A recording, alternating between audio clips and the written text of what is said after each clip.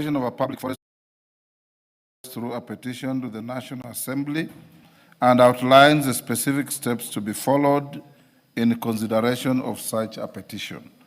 Honourable members, in this regard, I wish to report to the House that my office has received a petition from the Cabinet Secretary for Environment, Climate Change and Forestry, Dr. Deborah Barasa, concerning the regularization of various public forest land claims. Honourable members, in the petition, the Cabinet Secretary notes that the Ministry of Environment, Climate Change and Forestry is mandated inter alia to formulate climate change and environmental policies, promote low-carbon technologies, restore and protect strategic water towers, control pollution, conserve wetlands, manage forest resources, and promote afforestation, reforestation, and agroforestry initiatives. Honourable members, the Ministry indicates that it has received several petitions from members of the public claiming settlement within various public forest lands across the country.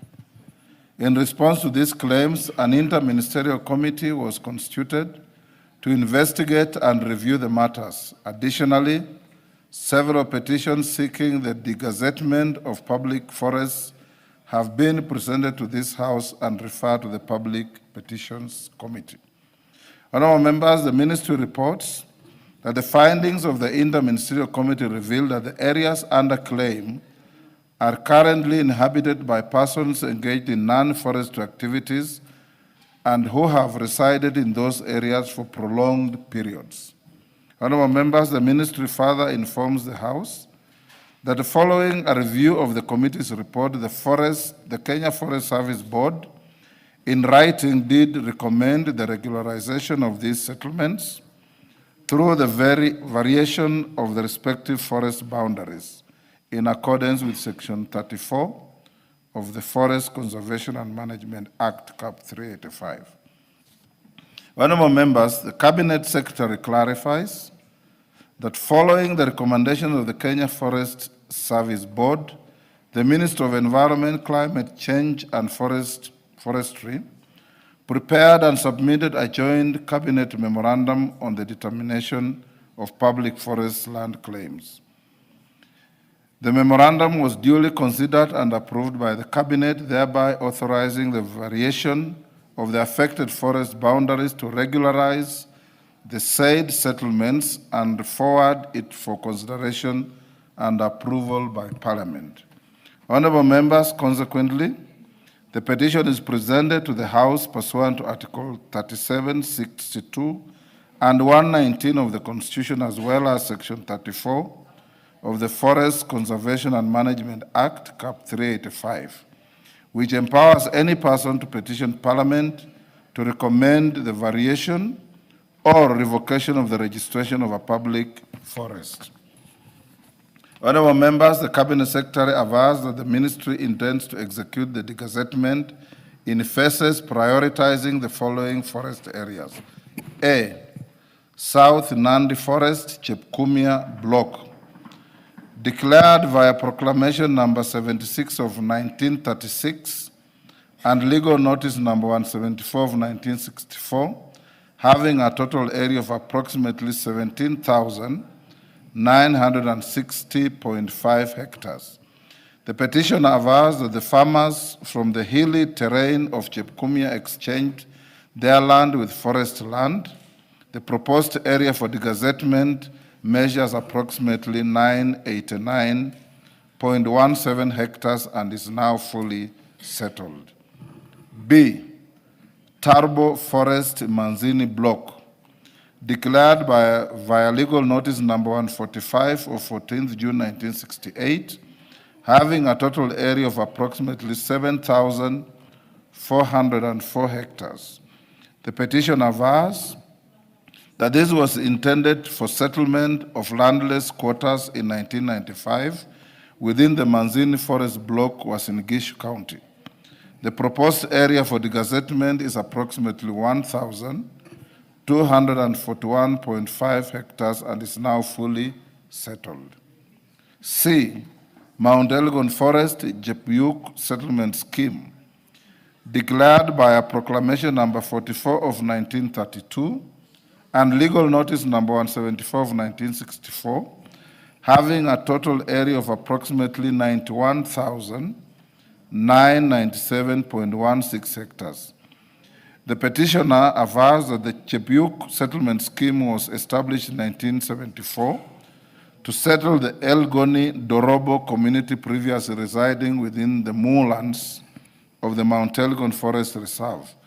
Phase 1 of the approximately 3,568 hectares was excised via legal notice number 51 of 1974, while in 2016 the Cabinet approved the gazettement of 4,647 hectares at phase 2 and 3, which are now fully settled. D. Shiru Shaviringa Kakamega Forest, declared via proclamation number 14 of 1933 and legal notice number 174 of 1964, having a total approximately of 23,777.30 hectares. The petition avers that the Shiru Shaviringa Settlement Scheme was established in 1988 as compensation for land acquired of public facilities including Vihiga District Headquarters, Mbale Hospital, and Okoli Secondary School. It is proposed for the gazettement of 94.99 and 36 hectares for Shiru and Shaviringa areas respectively, and both are fully settled. Honourable members, the ministry concludes by praying that the National Assembly A. urgently approves the variation of the boundaries of the following public forests to regularize the existing settlements. 1. Excuse me.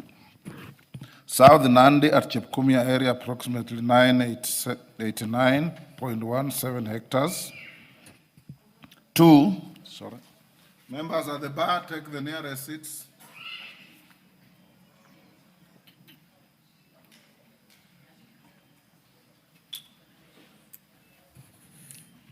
Take the nearest seats, Mama Machakos.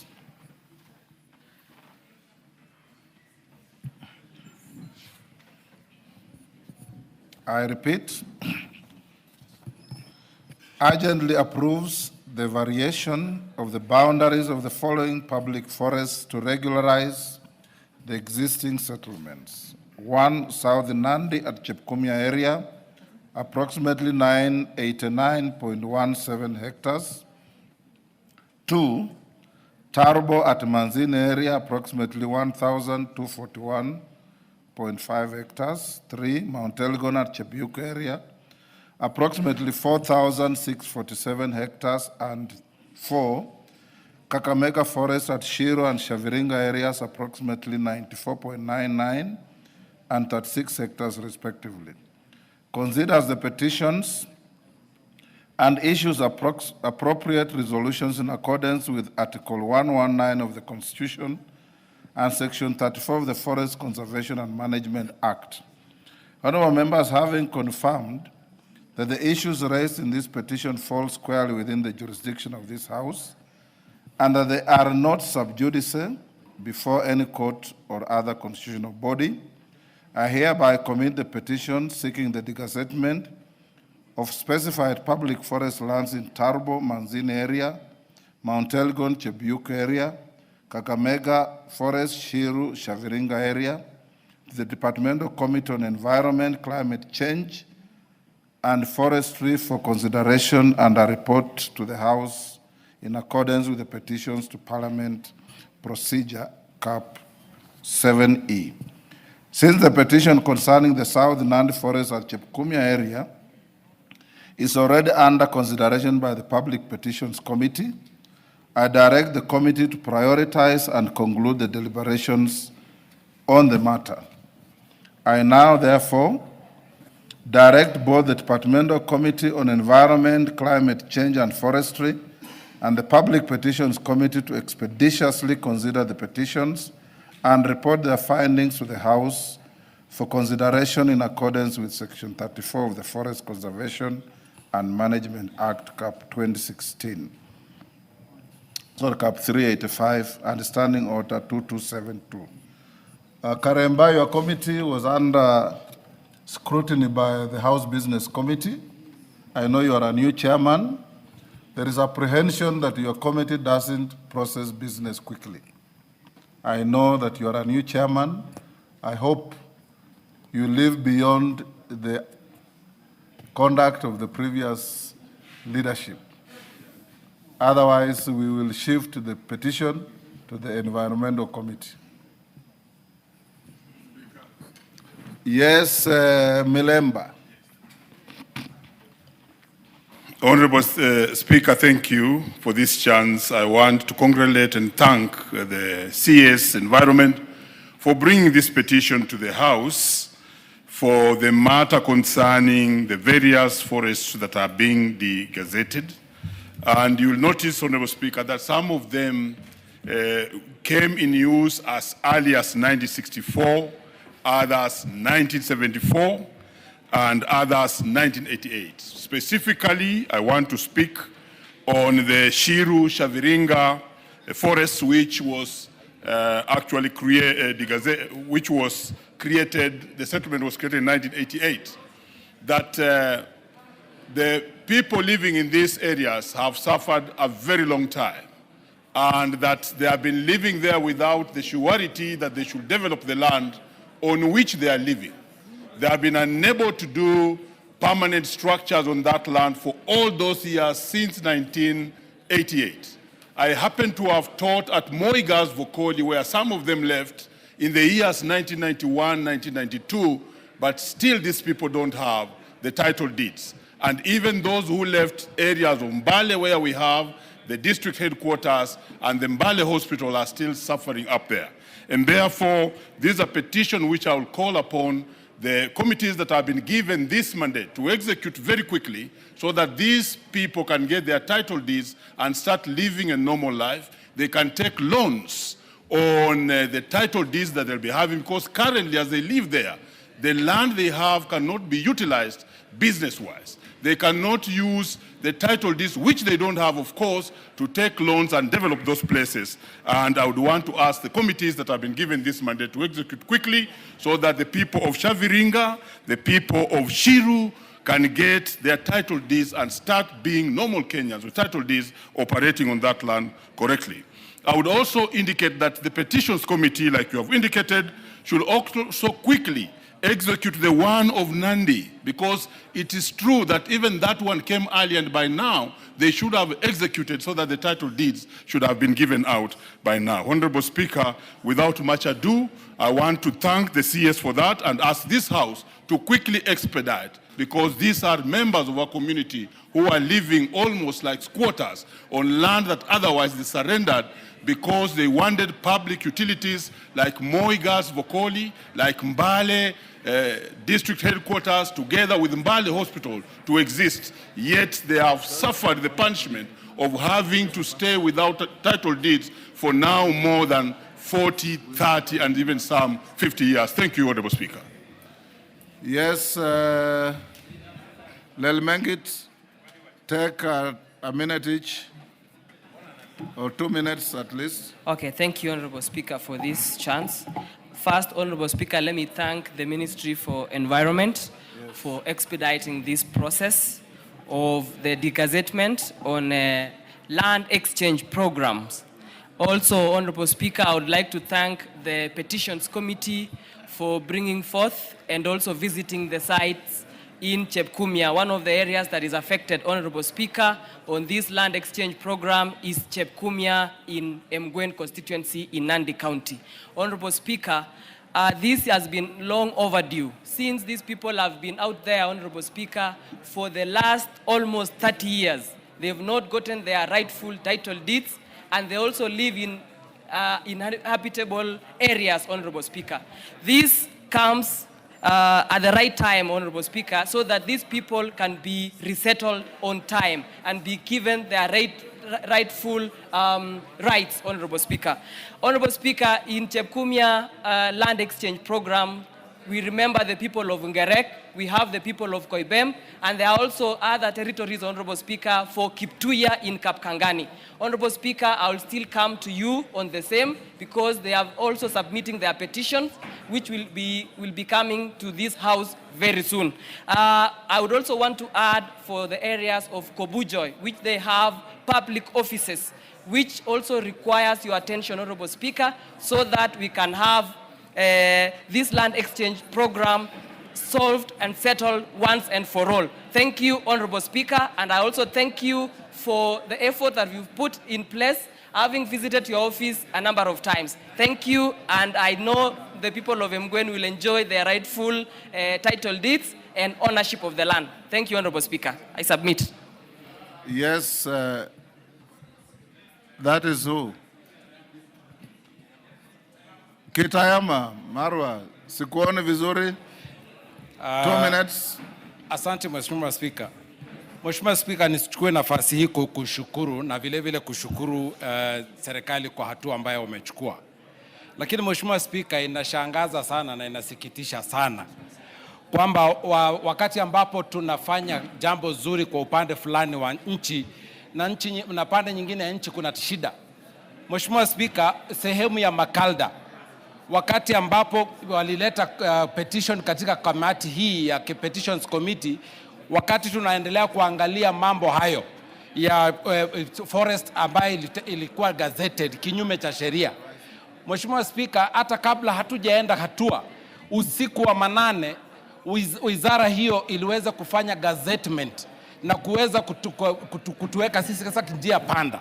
Watu wa Makalda na wao wanalilia haki kwamba wakati ambapo wazungu wameondoka wale walikuwa Makalda Mines, eneo lao lote limegeuzwa limekuwa ni forest kinyume cha sheria, Mheshimiwa Spika, na jambo hilo liko katika mbele ya kamati ya petitions.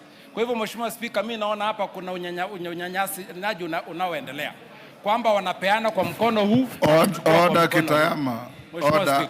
Kama hilo jambo liko mbele ya kamati ya petitions, sio hukubaliwi na standing orders kulidiscuss hizi. You are anticipating debate. Mheshimiwa Spika, na wao walijua hivyo, lakini wakaendelea tu wakavunja sheria hivyo hivyo. You will say all those good things you are saying when the petition report is filed and open to debate. Asante Mheshimiwa Spika. Nashukuru sana. Mama Dagala.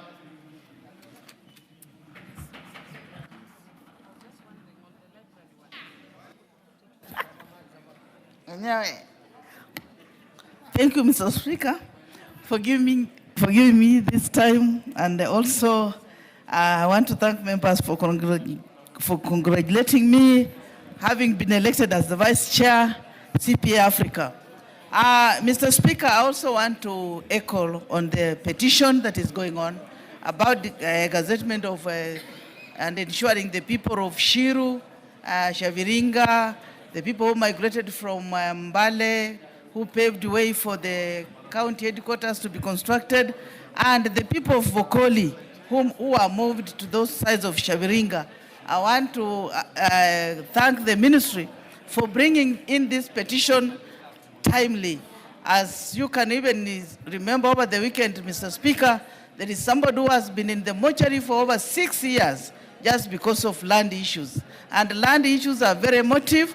We have struggled with the leadership of Vihiga County to ensure our people who are settled in Shaviringa and other areas in Nandi to be given title deeds, Mr. Speaker, sir. So I have to thank the ministry for coming up with this petition so that it can be worked on very fast, so that our people who are in Nandi, who are in Shaviringa, who are in the other areas, please, Mr. Speaker, sir, I want to say thank you for this, and it should be worked on urgently so that our people can be settled and live a dignified life like other Kenyans. Thank you, Mr. Speaker, for giving me this chance. Next order. Order number 5, papers. Majority Leader. Thank you, Honorable Speaker. Honorable Speaker, it's good to be back here after the short recess. Honorable Speaker, I beg to lay the following papers on the table of the House today, Tuesday, November 04, 2025. Reports of the Auditor General and financial statements for the years ended 30th June 2025 and certificates therein in respect of 1.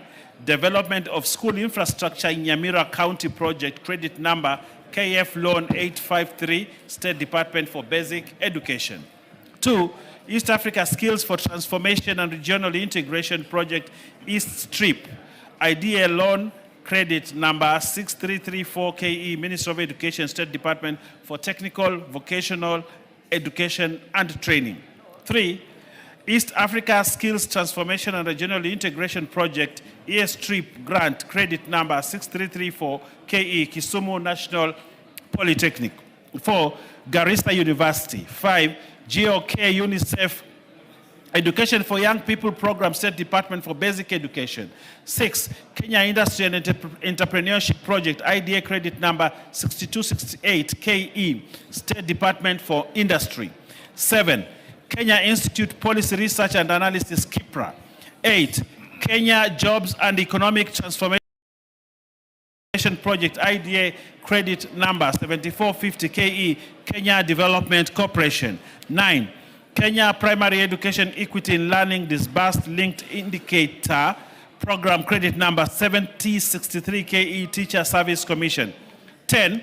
Kenya Primary Education Equity in Learning Program, grant number D991 KE, Teacher Service Commission.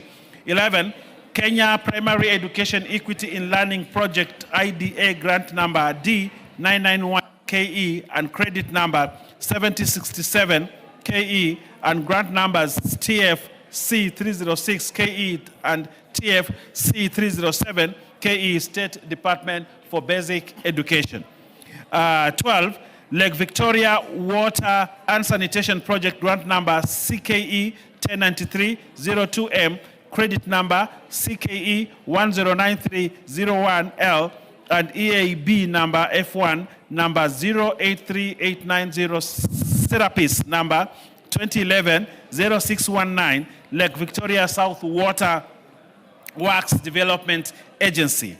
Number 13, Multinational Lake Victoria Maritime Communications Transport, MLVMCT, Kenya Maritime Authority. 14, National Council for Population and Development. 15, Northern Water Works Development Agency. 16, Promotion of Youth Employment through Scholarships Phase 2, Wings to Fly 4, Project Grant number BMZ number 2018-67399, State Department for Technical Vocational Education and Training. 17, Secondary Education Quality Improvement Project Grant credit number 6138 KE, Teachers Service Commission. And lastly, Honorable Speaker, support to technical vocational education and training for relevant skills development project, TVET project phase 2, ADF loan number 21001500339295, State Department for Technical Vocational and Education and Training. I thank you, Honorable Speaker. Thank you. Chairperson, Departmental Committee on Labor.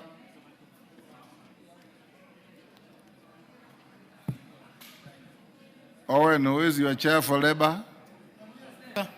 Yes, Chonga. Thank you, Speaker.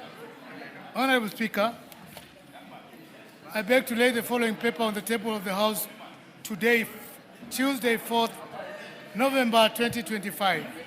Report on the Departmental Committee on Labor on approval hearing of Honorable Engineer Michael Toya Kingi for the appointment as a member of the Salaries and Remuneration Commission. Yes. Thank you, Mr. Speaker. Next order. Order number 6, notices of motion. Chonga. Thank you, Speaker. Approval hearing of a member of the appointment for the appointment as a member of the Salaries and Remuneration. Okay. Takupa. Yes. Thank you. Go on, Chonga. Thank you, Speaker. Honorable Speaker, I beg to give notice of motion on the following, that taking into consideration the findings of the Parliamentary Committee on Labour in its report on the approval hearing of a nominee for appointment as a member of the Salaries and Remuneration Commission laid on the table of the House on the Tuesday, 4th November 2025, and pursuant to the provision of Section 7, Subsection 11 of the Salaries and Remuneration Commission Act, Cap 412D, and Section 3 and Section 8 of the Public Appointments Parliamentary Approval Act, Cap 7F, this House approves appointment of Honorable Engineer Michael Thoya Kingi as a member of the Salaries and Remuneration Commission. Thank you, Speaker. Thank you, Chonga. Next order. Order number 7, questions and statements. Yes, Donya, what is it? Thank you, Mr. Speaker. When you said about motions, I was waiting for a response from the motion that we had tabled to your office about the T bonuses, Mr. Speaker. We have not been given any communication. Can you check with the table office? No, they are not giving full information. They are saying that you have to permit. Pardon? You have to give permission. That's what they said. The speaker doesn't give permission, he approves. Then they don't give correct information, Mr. Yes. Speaker. That matter is very oppressive, Mr. Speaker, to our farmers. We are not really feeling well about it. Imagine, Mr. Speaker, when you are not there, they paid farmers 10 shillings. What can you buy with 10 shillings, Mr. Speaker? You can't even buy a matchbox. 10 shillings, Mr. Speaker, per bonus. Is that okay to the farmers? We've missed to give our farmers equity, respect. We have treated them like second-hand citizens, Mr. Speaker. Honorable Donya, Yes, Mr. Speaker. can you see the speaker in the office tomorrow at 8:30 in the morning? I've not even said yes. Yes, Mr. Speaker, I'll see you tomorrow and welcome back. Thank you. Honorable members, order. Order. Allow me to acknowledge in the speaker's gallery Kenya basketball referees officials from Starehe, Nairobi. Thank you. And 2 Sitam schools from Eldoret, Kapseret constituency was engaged. On my behalf and on behalf of the House, we welcome you to the House of Parliament. Thank you. Oh, yes, Bashir? Thank you, Honorable Speaker. Honorable Speaker, I rise to raise a matter that is very, very important. Order. Take your seat. Take your seat. I know I gave you an opportunity. I'll give you when we reach that order. Order, honorable members. Order. Order, Commissioner Makau. Take your seat.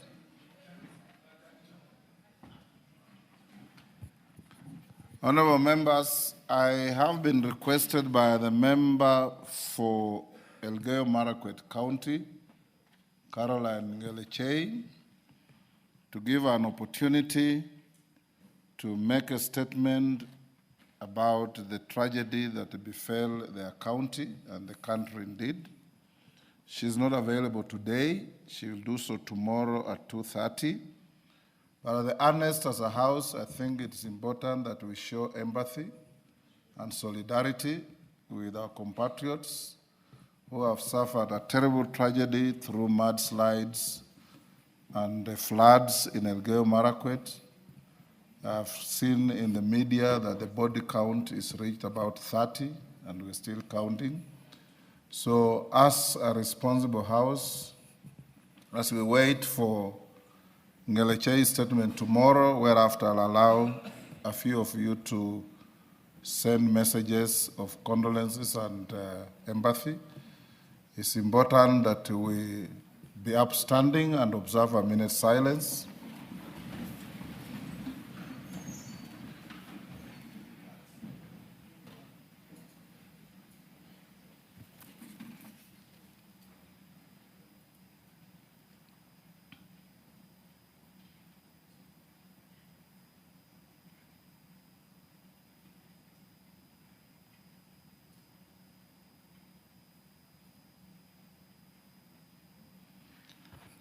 May the souls of the affected compatriots rest in eternal peace.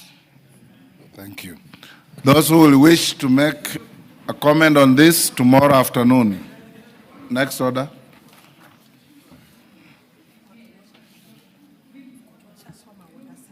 Yeah, order 7. Okay. Bashir, now you can.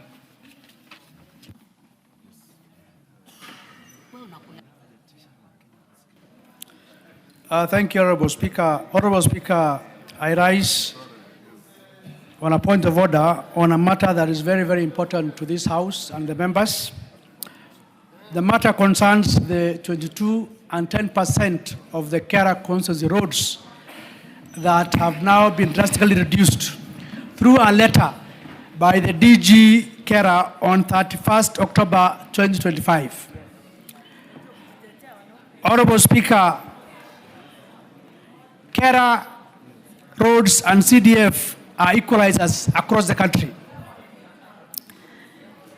And it's unfortunate that both CDF and Kara are under attack from various institutions of this country. Despite the fact that both these two funds are so dear and resonate well with the constituents and the locals back home. It's unfortunate that the reductions were almost a whopping 52%, if not more. That itself is too drastic for such kind of reductions. Honorable Speaker, remember, we already have an outstanding amount of 18 million that have not been sent to the constituencies as part of the agreements.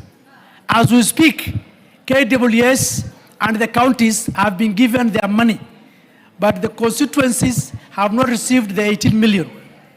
I don't know why members of parliament or this house is taken around or is held in contempt. Honorable Speaker, this is a matter that is very, very important. The CS has 10%. If there are gaps to be filled, I think he is able to use the 10% that is under his docket for his reallocations. But trying to readjust, especially downwards, the 22% and 10% of the constituency roads is rather too unfortunate. We expected an upward increase. We decided to let it go and say, let it remain as it is, as we passed on in this house. Now it has been reduced drastically. These are roads that affect the local monarchy on the ground. As I said, it's an equalizer. There are certain constituencies that cannot get other funding from other road projects. They only wait for the 22 and 10%. Now that has been reduced. Where do they go? Where do they go to? I think this is a matter that is very, very important, that this House needs to discuss it, and in fact, to do away with all businesses and even some on the CS for roads and transport. We will not be taking this thing lying down, Honorable Speaker. I want to urge the members of this House to flex their muscles for once and tell the executive that is trying to do this, that this is not going anywhere, and we're not going to accept it. Enough, as has been said, is enough. We are going towards elections. There are certain roads that have not been done. We have commitments from the constituents. In fact, these reductions affect so much such that they've already done procurement in terms of advertisement. Now, you have advertised for works and services, and then you are saying it has been reduced. Honorable Speaker, I want this House to stand tall for the first time and tell whoever has written this circular or this letter that it is not going anywhere and that they must withdraw it, and that the CS himself, no another person, must come here as early as tomorrow morning to answer to the members on this matter. And therefore, I urge this House to suspend all businesses to discuss this matter. Thank you, Honorable Speaker. Order. Honorable Bashir, I gave you an opportunity to raise a point of order, not to incite the House. Honorable members, order. Order, honorable members, order. Kimilu, order. It's out of order to shout the way you are doing. Honorable members, indeed, the Honorable Bashir saw me in my chambers, and I raised this matter before the House Business Committee.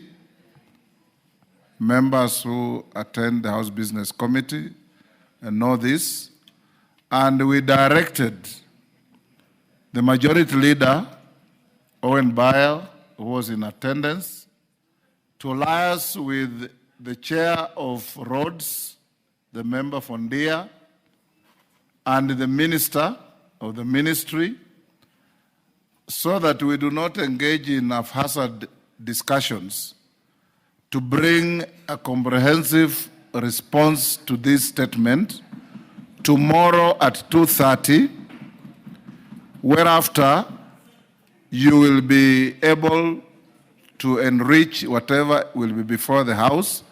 And if, as your Speaker, I find that the explanations are inadequate, I'll direct the Speaker, the Minister, to appear here the next day so that he can be able to answer your queries. Owen Bayer, that's what we agreed in the House Business Committee, right? Yes, Honorable Speaker, yes, we did agree on the same. As matter was raised there, Honorable Speaker, I'm in touch with the Cabinet Secretary, and he's studying the whole scenario and will give us a statement tomorrow. GK, and yes, GK. Thank you, Honorable Speaker.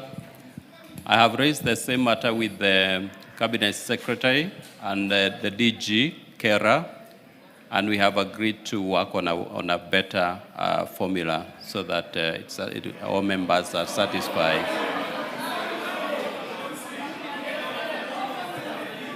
Now, honorable members, I think if you agree to listen to me, what I'm saying is that we will want to work with a formula that will not disadvantage us. As a member of parliament, I will not be happy with any reduction of the 22 and 10% allocation.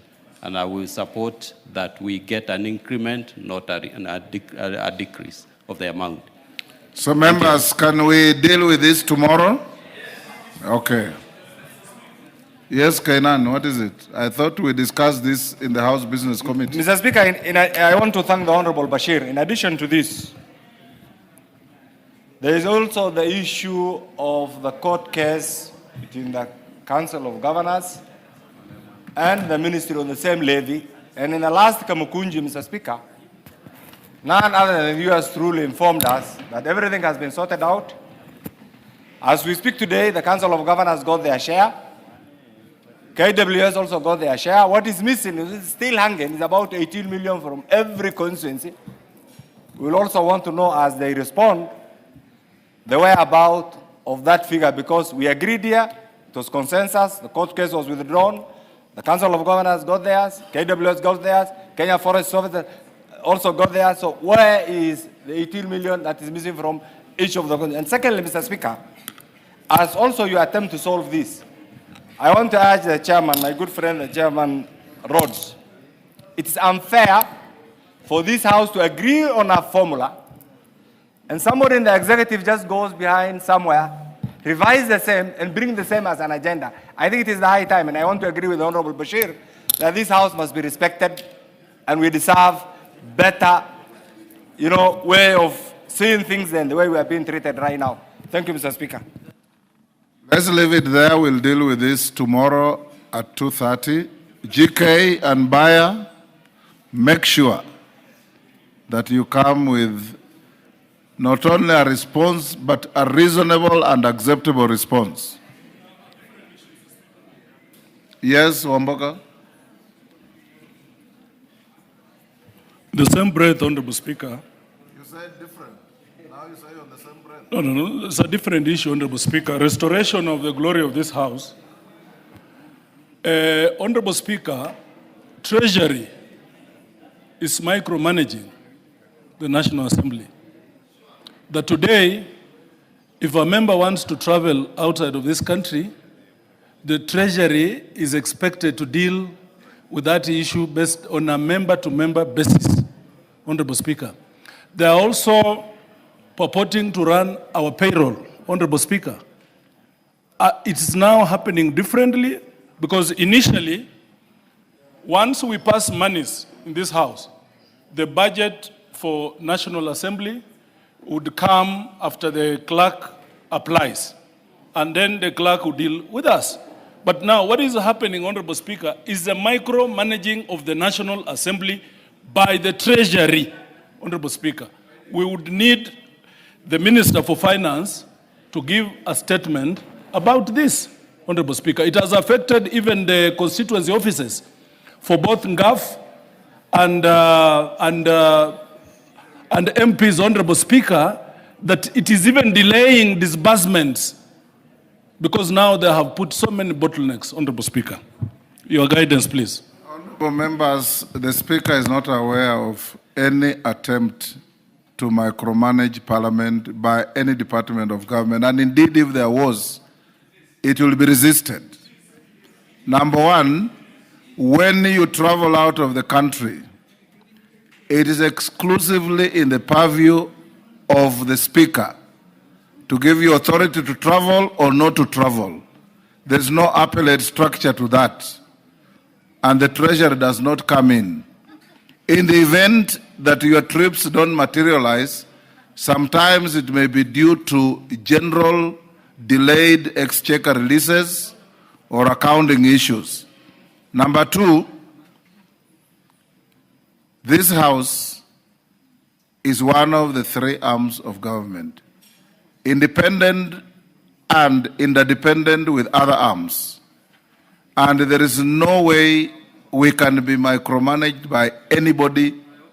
We are an independent Parliamentary Service Commission, and any delays in disbursing money even to your offices, I always instruct the clerk to communicate with members. Sometimes we hold Kamkunjis here to deal with it.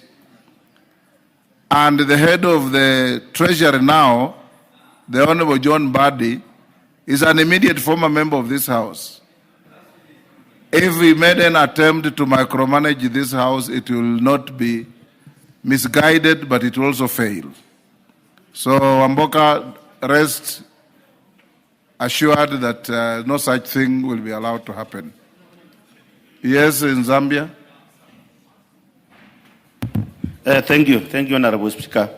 As we debate and discuss about the 18 million, we have also not received a 2024-2025 6 million from each constituency, from Kera. And I cannot hear anyone asking about it. Not unless it is only my constituency which has not received the 6 million. All of us. Yes, thank you, Honorable Speaker. As we discuss about the 18 million, we have a balance of 6 million for 2024-2025, which has not yet been dispersed from the Kera kit. Yes. So I was wondering if it is only my constituency which has not received, or it is all of us. Owen Bayer, you note that Thank you. with the karaoke. Yes, Junet, did you?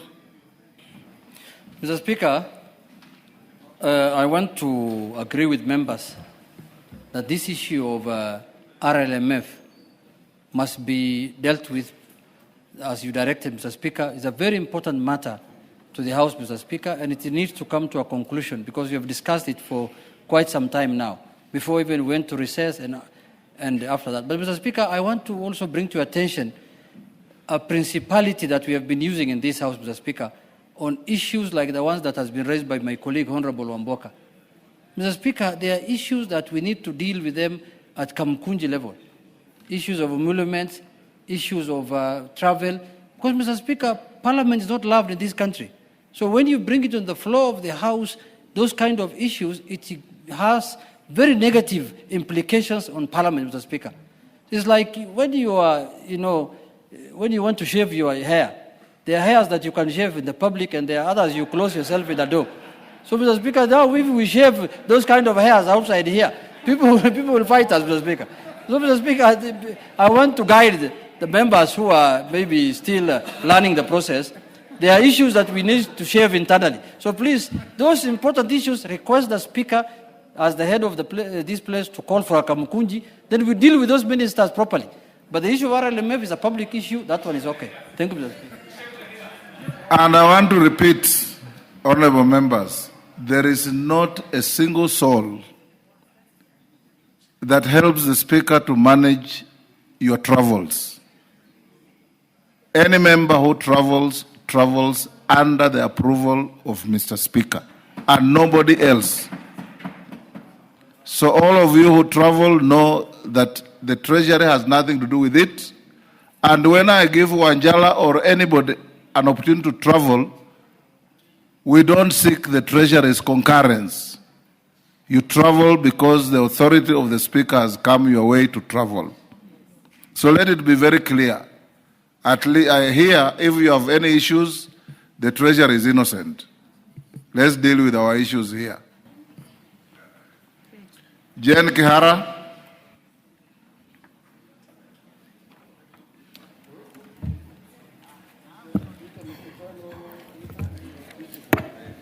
Thank you, Mr. Speaker, for this chance.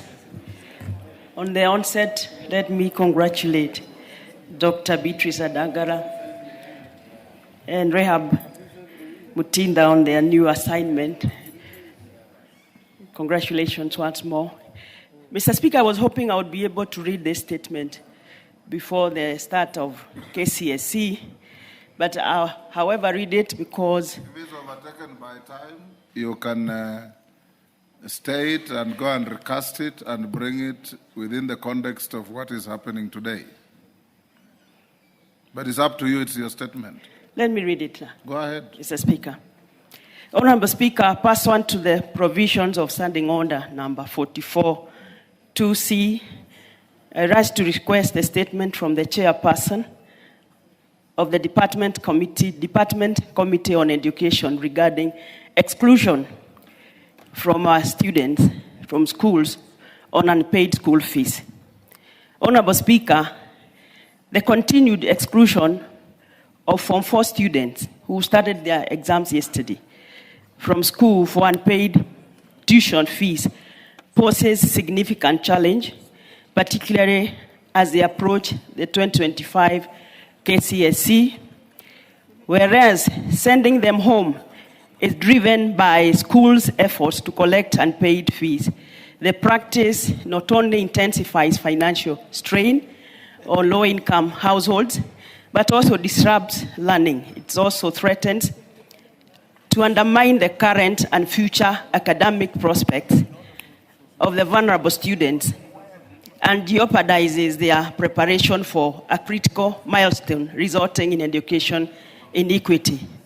Honorable Speaker, the excluded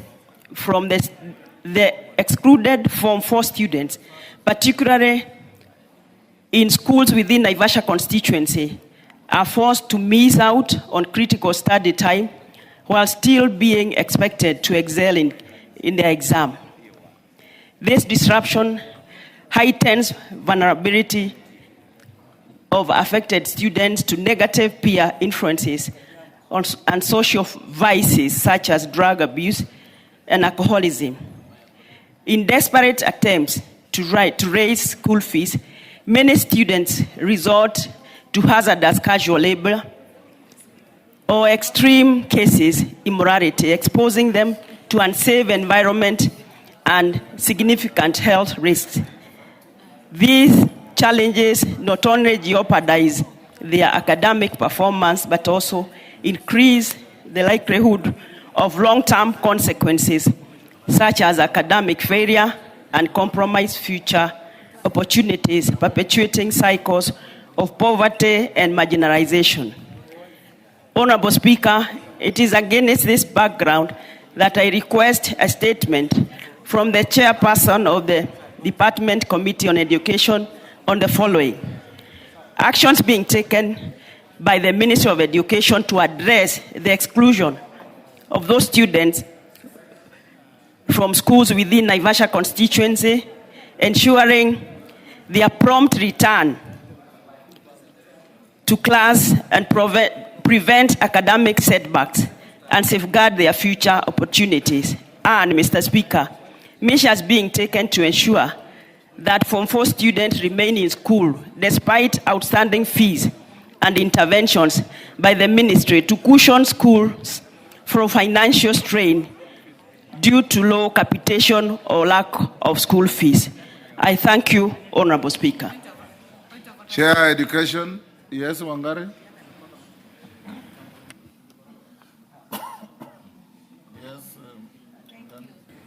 Thank you, Mr. Speaker, for indulging me before the chair, as I also support Honorable Jane.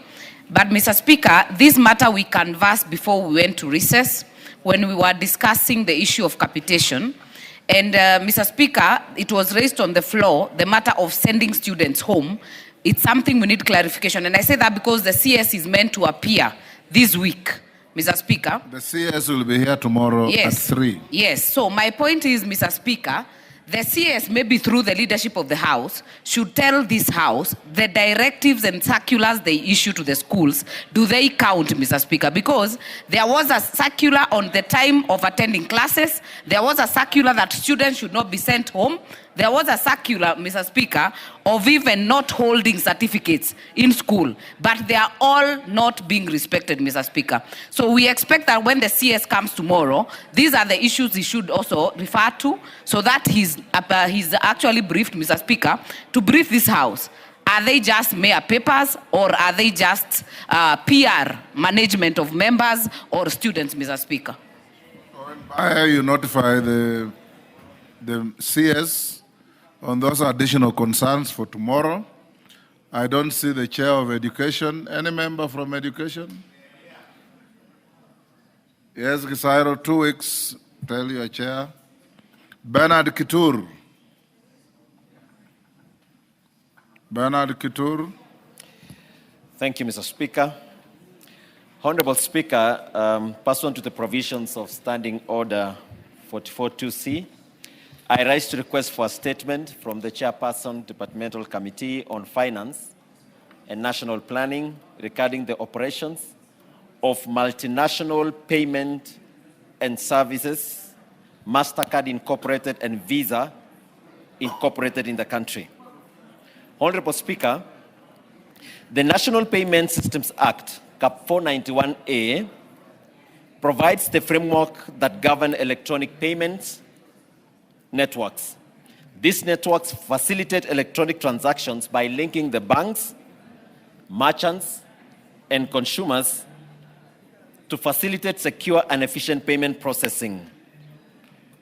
MasterCard and Visa card electronic payment systems have been operating in the country since 2012 and 2016 respectively, offering payment solutions widely used by financial institutions and consumers in the country. However, noting these systems are foreign-owned entities that process significant volumes of transactions, there is need to ensure transparency, accountability, and compliance with the national financial and tax laws, including the remittances of taxes to the government. Honorable Speaker, it is against this background that I request for a statement from the Chairperson of the Departmental Committee on Finance and National Planning regarding the following. Number 1, the number of people and institutions integrated into the MasterCard and Visa card payment systems in the country, categorized by financial and non-financial institution, and the type of card being debit, credit, or prepaid. Secondly, the total value of transaction processed by MasterCard and Visa card over the last 3 financial years. Third, the status of tax compliance by the 2 payment systems, including details of taxes remitted to the government in the last 3 financial years. Number 4, the mechanisms implemented by KRA, Kenya Revenue Authority, in assessing and collecting taxes from global payment systems, and any challenges encountered in the tax assessment and collections process.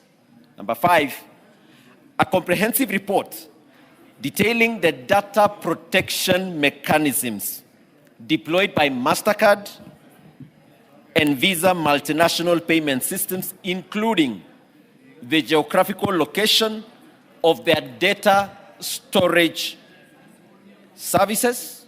And number 6, Mr. Speaker, is a report examining the billing currencies utilized by MasterCard and Visa card with a focus on adoption of local currency billing to safeguard foreign exchange.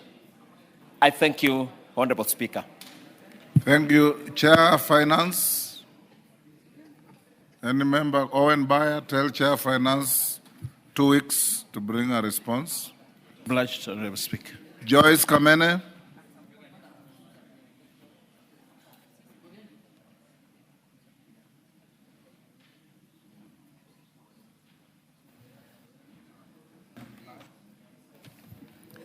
Thank you, Mr. Speaker.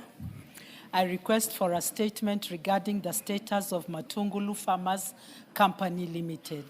Honorable Speaker, pursuant to the provision of Standing Order 44-2C, I wish to request for a statement from the chairperson of the Department Committee on Trade, Industry and Cooperatives regarding the status of Matungulu Farmers Company Limited, which is in Muthesia, Masinga Sub-County. Honorable Speaker, Matungulu Farmers Company Limited was established as a land-buying public company with 114 members and acquired land in the year 1969 and 1970 financial years. The company remained largely inactive until 2011, when the new directors were elected. Since then, the company has only held 2 annual general meetings in 2012 and 2013. In 2019, the title deeds were issued to members but later revoked as they were found not to be genuine. In 2025, concerned members sought clarification from the Registrar of Companies and discovered that the company's original file had been closed and a temporary file opened.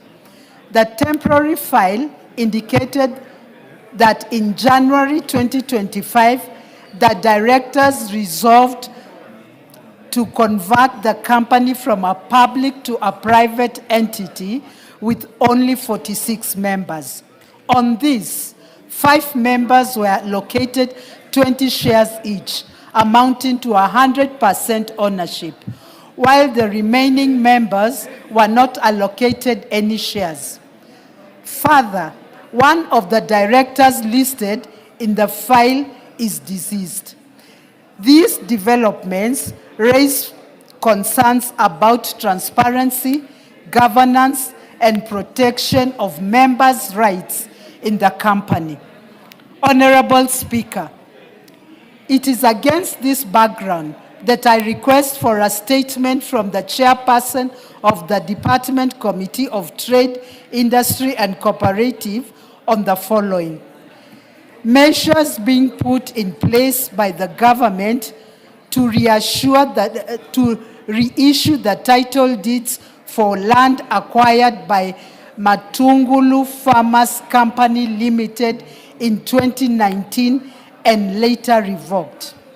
Circumstances under which the original company file was closed and a temporary file opened without the company resolutions by the Registrar of Companies.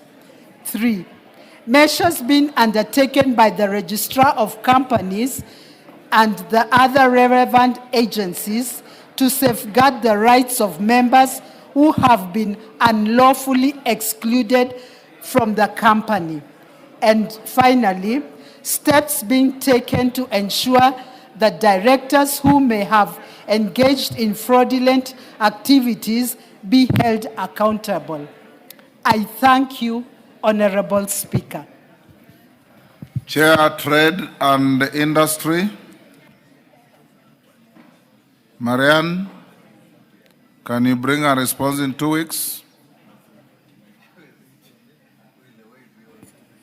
Yes, Honorable Speaker. Ade Wario, North Hor. Member for North Hor. Request dropped. Responses. Karemba. Yes, I allowed you to request for a statement. Thank you, Honorable Speaker. A request for statement regarding delayed payment of farmers in Runyenjes constituency by the New Kenya Cooperative Creameries, New KCC. Honorable Speaker, pursuant to the provisions of Standing Order 44-2C, I rise to request for a statement from the chairperson of the Departmental Committee on Agriculture and Livestock regarding delayed payment of farmers in Runyenjes constituency by the New Kenya Cooperative Creameries, New KCC. Honorable Speaker, the situation facing dairy farmers in Runyenjes constituency due to delayed payment from the New Kenya Cooperative Creameries, New KCC, is a matter of serious concern. Despite consistent supply of milk to the company, farmers have experienced delays in payment of their dues of up to 4 months. These delays have adversely affected their livelihoods and pose a significant threat to the sustainability of the dairy farming within the constituency.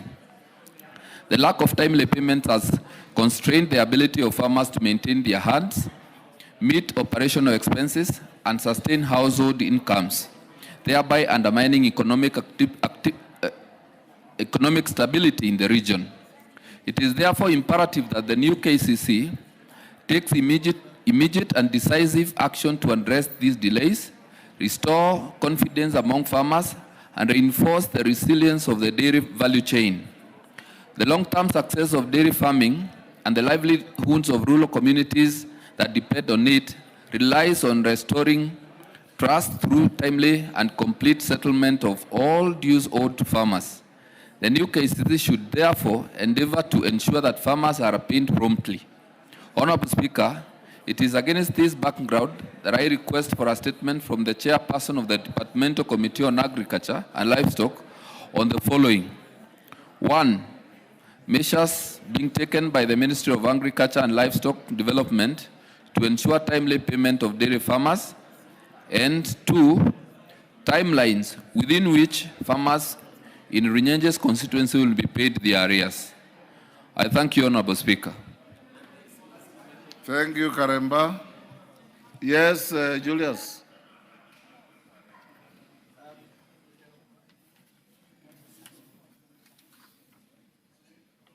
Yes. Mr. Speaker, just to appreciate the request of statement by our honorable friend, but to ask that when the statement is read, let it not be limited to Runyenjes. This is becoming a serious problem, actually, that calls upon the minister in charge of new KCC to come to this house and explain why from July up to now, farmers have not been paid. And they are constantly supplying milk to KCC. Our farmers are almost pouring the milk because there's nowhere to take it. When they take it to KCC, KCC sells their milk but does not give them their money. So this statement should not even be couched as diplomatically as the member is saying it. They should just tell us when they are paying the farmers, because it's a nationwide thing. It is not limited to Runyenjes. Yes, Sigei. Mr. Speaker, I want to appreciate You are joyriding. Just go ahead and ask what you want to ask. Yes, Mr. Speaker. You know, the other day, I asked for the same statement. And you remember, Mr. Speaker, a team of a committee went to Sotik. And that is exactly one of the issues which were raised. The farmers in my area have the same problem. Mr. Speaker, we would like to understand the statements which are being given here without any action. And this is a sure way of killing KCC, Mr. Speaker. We need to have some serious discussion on how to make KCC function. Otherwise, we are going to have KCC going away and dying the way it died earlier. Thank you. Chair Agriculture. Where's the Chair Agriculture? Is it cooperatives? Yes. And trade. Marian? Yes, Honorable Speaker, it is a trade committee that handles KCC, so within the same 2 weeks, we should be able to give the statement here. Okay. Umulher.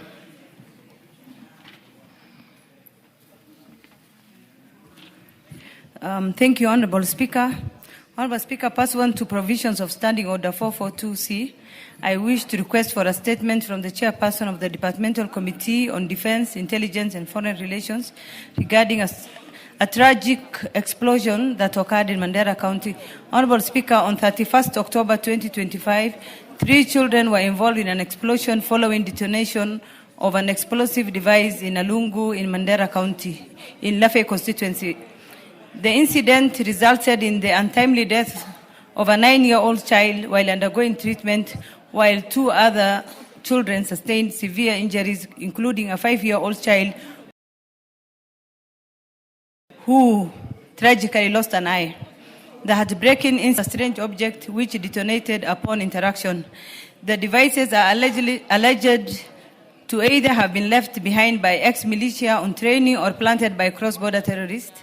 This incident has caused immense grief and fear among residents, raising concerns about the possible presence of other unexploded ordinances and the overall safety in the region. Honorable Speaker, it is against this background that I request for a statement from the Chairperson of the Departmental Committee on Defense, Intelligence and Foreign Relations on the following. 1, a report on the circumstances surrounding the detonation of an explosive device in Alungu, Lafay constituency on 31st October 2025. 2, immediate measures that the government is taking to support the affected families, including medical and psychological support. 3, measures being taken to ensure the safety of the residents, including identifying, recovering, and safely disposing any other unexploded ordinances. And 4, the long-term preventative strategies that the government is putting in place to enhance community awareness and strengthen collaboration between security agencies and local administration in identifying and reporting suspicious or hazardous materials. I thank you, Honorable Speaker. Tongoyo, when can you bring a response? 2 weeks? Yes, 2 weeks. Thank you. Next, a response to Naomi Wako's statement by Tongoyo. You ready? Yeah, I'm ready, Speaker. Sorry. Yes, Umolher. Give her the mic. The statement is directed to Defense and National and Intelligence and Foreign Relations Committee. Not security. Not security. Okay. Owen Bayer, inform Defense and Foreign Relations to bring a response in 2 weeks. Much obliged, Honorable Speaker. Tongoyo, before you make a response, let me acknowledge Mudangari Primary School from Mavioya in Muranga in the public gallery. On my behalf and on behalf of the House, we welcome the students, their teachers, and those accompanying them to the House of Parliament. Thank you. Tongoyo. Thank you, Honorable Speaker.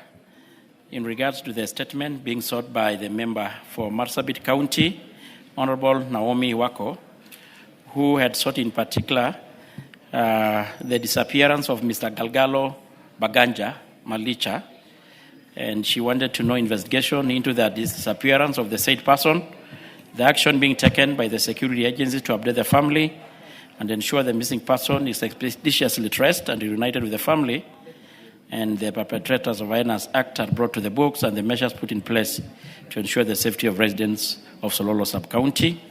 Honorable Speaker, on the 31st August this year, Mr. Guyo Yacho, the chief of Galole location, reported a shooting incident at Sololo Police Station via OB number 1431/8 of 2025. He reported that a gang of about 10 with masked faces and dressed in military gear aboard a Land Cruiser and another brownish saloon vehicle, both without registration number plates, had invaded a residential plot within Golole Center. And police officers from Sololo Sub-County visited the scene and established that a Borana male adult, Mr. Galgalo Boganja, was allegedly abducted during the incident. Further, the victim's wife, Dami Bonaya, was physically assaulted by the attackers. An assault and abduction report was booked at Sololo Police Station via OB number 639/2025, and the injured was escorted to Moyale Sub-County Hospital where she was treated and discharged in stable condition. Investigation into the matter commenced immediately, and 3 witnesses' statements were recorded, and a signal of the missing person was generated and circulated as a search of the victim began. Subsequently, an inquiry file number 4 of 2025 was opened by the DCI, Sololo Sub-County, and the preliminary investigation established that the vehicle used by the assailants could not be traced since they had no registered number plates, and the area lacked CCTV coverage, which complicated the effort to track their movements before, during, and after the incidents. Although 3 witnesses provided statements, their accounts did not clearly describe or identify the person involved, and no additional witnesses have come forward with critical information that could further assist in the investigation. And the police inquiry file, Honorable Speaker, file number 4 of 2025 remain active with ongoing efforts focusing on tracing the victim known as associates, frequent locations, and liaising with the relative and friends. And the case is still under active investigation. On the second, Honorable Speaker, so far no leads has been established regarding the whereabouts of the missing person, and the case is under investigation, and the police shall update the family on any new development concerning the whereabouts of the victim. And Honorable Speaker, on the measures being taken in the residence of the sub-county of Sololo, the government is employing several measures to enhance security in Sololo, to include intensifying both mobile and foot patrol, establishing temporary checkpoints and a long key route and access point to monitor the movement and intercept any highway criminal activities, and enhance surveillance to ensure quick police response, and the revitalization of the community policing committees to strengthen collaboration between community and the police, and the community engagement and public sensitization through the public barazas and consultative forum to sensitize residents on security matters. Signed by Honorable Kipchumba Murkomen, EGH, Cabinet Secretary for Interior. I submit, Honorable Speaker. Naomi Wako. Thank you, Honorable Speaker. As I also thank the Chair for the response that he has given us from the Ministry. But unfortunately, Honorable Speaker, the response is not satisfactory at all, because even after that, 2 or 3 other people have been abducted. To say that they have not even been able to trace the vehicle and also to trace the abductors. So I want to plead that the investigation goes on and they give it proper attention. Thank you, Honorable Speaker. Speaker, and as I indicated in the statement, we'll keep giving the update to the family whenever we get. Professor Guyo Jaldeza, Tongoyo. You have a statement ready? Yes, I do, Honorable Speaker. And Honorable Speaker, I need your indulgence. This statement was sought before. Actually, we break for recess. And I didn't respond to. And the member actually had indicated that he will prefer to have the committee visit the area for fact-finding. And we had actually prioritized. We know you just reported today. And we are trying to prioritize to have the committee visit the area as a matter of fact-finding. The member came before the committee? We had talked with him. Okay. Professor, is that... Thank you, Mr. Speaker. I think the chair is a bit confused because we raised the question here, though we talked, and I had appealed that the statement which I got today, we had agreed that the committee needs to visit the area to verify for themselves. I also shared with him some photographs of the act of arson by the police. And it is only good that they visit the site and come to know. So to cut a long story short, Professor, you want them to visit the site? Exactly. Engage with them, then they visit, then thereafter they bring a comprehensive statement. Thank you, Speaker. Okay, next order. Order number 8, the Public Participation Bill, National Assembly Bill number 44 of 2025, first reading.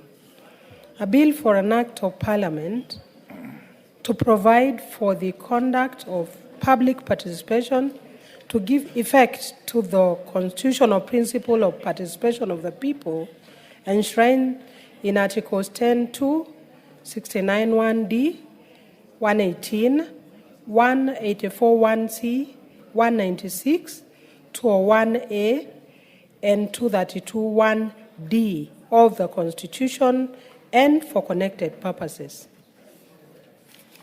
Thank you. Next order. Order number 9, exceptional motion, tributes of the House. Mover to reply. Honorable members, before the mover replies, we had agreed in House Business Committee that we give 3 members on either side, or at least 6 members for that matter. Thereafter, we'll call Honorable Junet Mohammed to reply. Millie Odhiambo.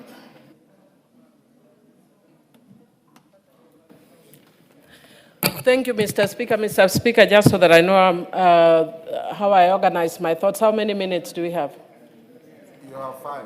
Thank you, Mr. Speaker. Mr. Speaker, thank you for giving us this opportunity because we didn't have the opportunity the last time.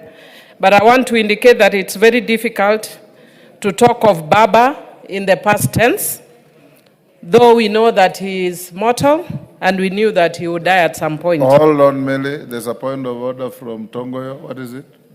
Well, Honorable Speaker, I'm sorry for this interrupting. It is not related to what she's saying, but I just want to follow up to what the professor wanted. Having seen the complicity of what is happening in Moele, I need your indulgence, Speaker. I think probably we need to have a joint visit together, our committee and the Committee of Mining, because this is the miners and probably even trade. Write to my office, I'll consider. Go on, Millie. Mr. Speaker, Baba was larger than life, and it's a reason that it's very difficult to imagine his demise. And Mr. Speaker, when I speak with very many people, you discover that they have not come to terms with the fact that Baba is no more. Mr. Speaker, I have engaged with several politicians and leaders, even those who are vehemently opposed him in the past.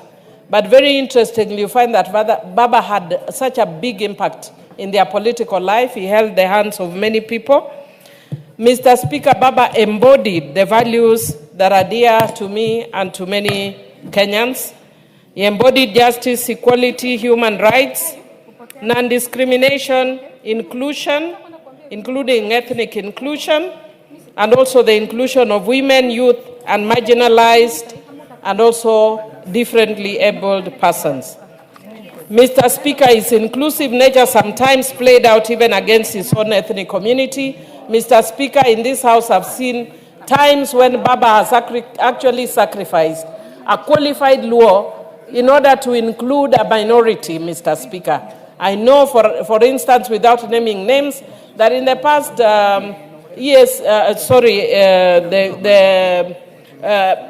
election body, Mr. Speaker, that actually did happen.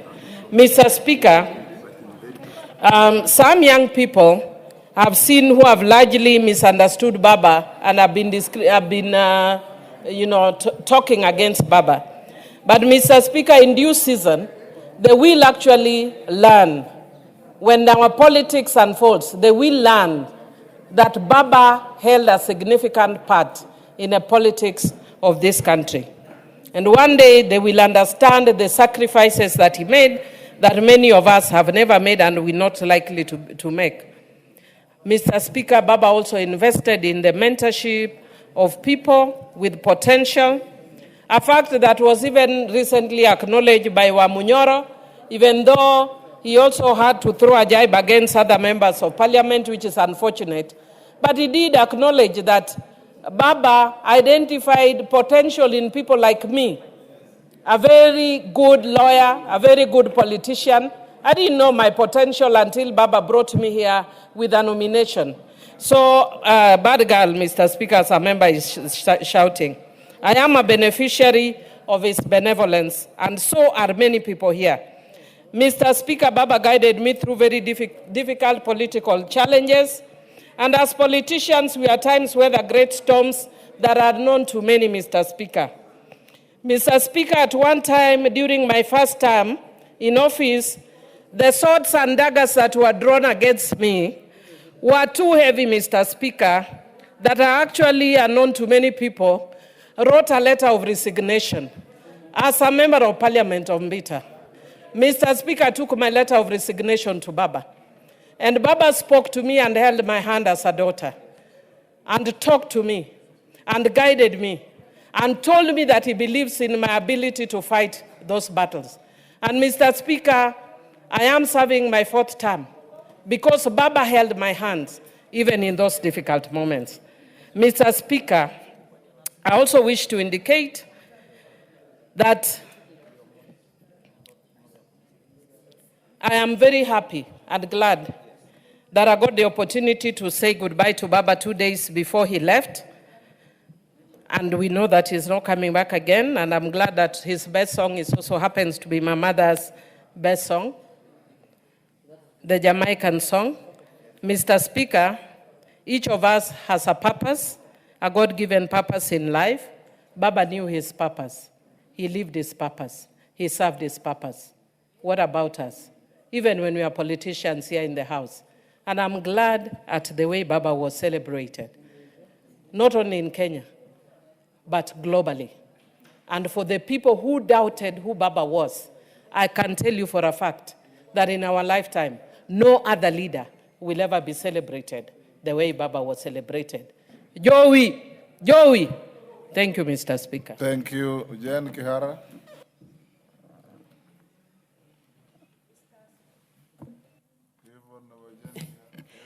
Mr. Speaker, I rise on the same tone of saying that Baba was a great man. May he rest well. I happened to serve in this house with Baba in the 9th Parliament, with you, Mr. Speaker. So at least I have that advantage of knowing him. But Mr. Speaker, Baba will be remembered for many things, for his unwavering commitment to democracy and human rights. He was selfless and a great patriot. Baba was instrumental at the start of my politics.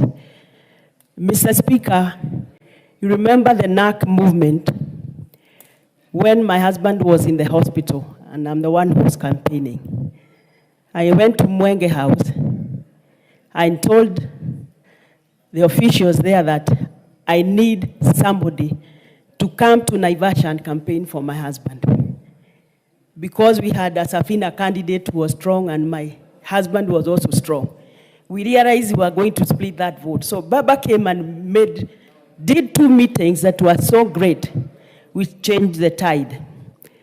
Mr. Speaker, when it was my turn to be elected in the by-election, Mama Ida Odiga came to campaign for me. She brought a whole battery of women politicians to campaign for me. So what I remember him for is that our house or our family owe him a lot. Mr. Speaker, when my husband's body was coming from South Africa, it was only Baba who came to meet the body. And he made sure that my husband's body did not go to the cargo terminal, but the passenger's terminal. That's where he received the body. Mr. Speaker, at the funeral, Baba was available to come for my husband's funeral. So I remember him for many things. May he rest well. He has worked so hard. And like Honorable Millie says, I don't think there is any leader who has been buried with dignity the way Baba has been buried. I was here when the founding father died. I've been around when we have lost those great men, but none of them has been buried the way Baba has been buried. So may I give my condolences to the family of Baba, ODM fraternity, and all Kenyans for the respect they showed that great statement. Thank you, Mr. Speaker. Robert Mbui. Thank you, Mr. Speaker. I also take this opportunity to also pay tribute to the late Right Honorable Raila Amolo Odinga, Kenya's biggest defender of human rights and the rule of law. Mr. Speaker, I got the news of Baba's passage when I was in London with my party leader. We had gone to meet a few Kenyans out there, and he quickly cut short his trip and came back. I remained because of the engagements that were there, but also had opportunity to mourn him and celebrate his life with Kenyans in London, in a place called Thatchtown. So I did what I could by bringing together the Kenyans there. But Mr. Speaker, I was with Baba in 2022 in Washington, D.C., just before the last election. And when I got there with him, he had to also cut short his trip to come back because the late Honorable His Excellency Mwai Kibaki had passed on. And so this was the second time I was out with a prominent leader in this country, and then somebody passed on. And I'm even scared now of traveling, Mr. Speaker, because, I mean, it really touched me, because I was wondering what happened. I traveled with Baba, Kibaki passed on. I traveled with Kalonzo, Baba passes on. So I've also been asking for prayer so that it doesn't affect me. Mr. Speaker, I want to say that many people have eulogized Baba and know him from maybe what they read in books. Because Baba, is battled, detention without trial. He's battled bullets. He's battled tear gas. But, Mr. Speaker, I am one of those that has actually been in the trenches with Baba. For the last time, since I was elected from 2013, I have been with Baba. We've supported him 2013, 2017, 2022. And, Mr. Speaker, I'm actually a living casualty. And I have a permanent injury. That I achieved or I got when I was in the trenches with Baba. So when I eulogize Baba, I'm eulogizing someone that I believed in, someone that I know had the interest of Kenyans at heart and fought so that Kenya can be a better place. Mr. Speaker, in the remembrance of Baba, the Wipe Up Patriotic Front that I represent in the House and the community of elders from where I come from, which is Mount Kenya South, that is Lower Eastern, we will be actually going to pay our tributes to the family and the family of Baba on Thursday this week. And Mr. Speaker, this is because when we had the funeral, my party leader could not get enough time to eulogize a person that he has stood with for the longest time. I mean, 3 political seasons. And so he got like a minute or two, and the deputy president was pushing him and telling him, you have to hurry up, and he wasn't able to do what he wanted to do. So we are going to go there on Thursday so that we can pay proper tribute. But Mr. Speaker, I just want to say that in remembrance of Baba, I want to caution those that keep talking about Baba and having negative connotations.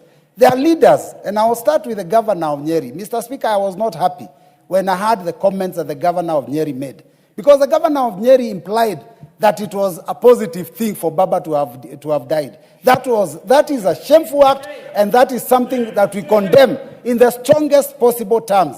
Mr. Speaker, I've also had another leader from Sugoi who recently said that, now going into the next election, he has no competition because Baba has passed on. That one is also shameful and cannot be condoned. So, Mr. Speaker, as we lay this great leader to rest, let us caution leaders to be careful the things they say, because Baba stood for justice. Baba stood for fairness. And, Mr. Speaker, some of those that have been trampling and fighting Baba, even when his body was brought, they were still shooting our children. So, Mr. Speaker, I want to say, long live the spirit of Baba.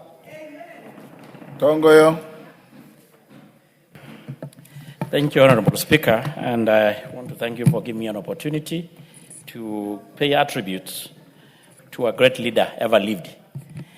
I could not get the opportunity last time because of what was happening in town. And Honorable Speaker, it is with the profound respect and heartfelt emotion that I rise to pay the tribute to a touring statesman, a Pan-Africanist, a gallant son of the Kenyan, and a symbol of resilience, the Right Honorable Raila Amolo Odinga. Mr. Speaker, Honorable Raila's life has been a long and courageous journey in the pursuit of justice, democracy, equality for all Kenyans.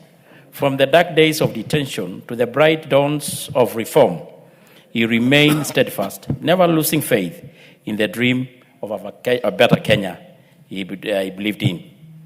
For us in Narok, and indeed across the Marland, Raila Odinga stood as a friend and an ally. He championed devolution, inclusivity, and empowerment of marginalized communities, ensuring that every Kenyan, no matter their origin, tribe, or faith, had a seat at the table of national development.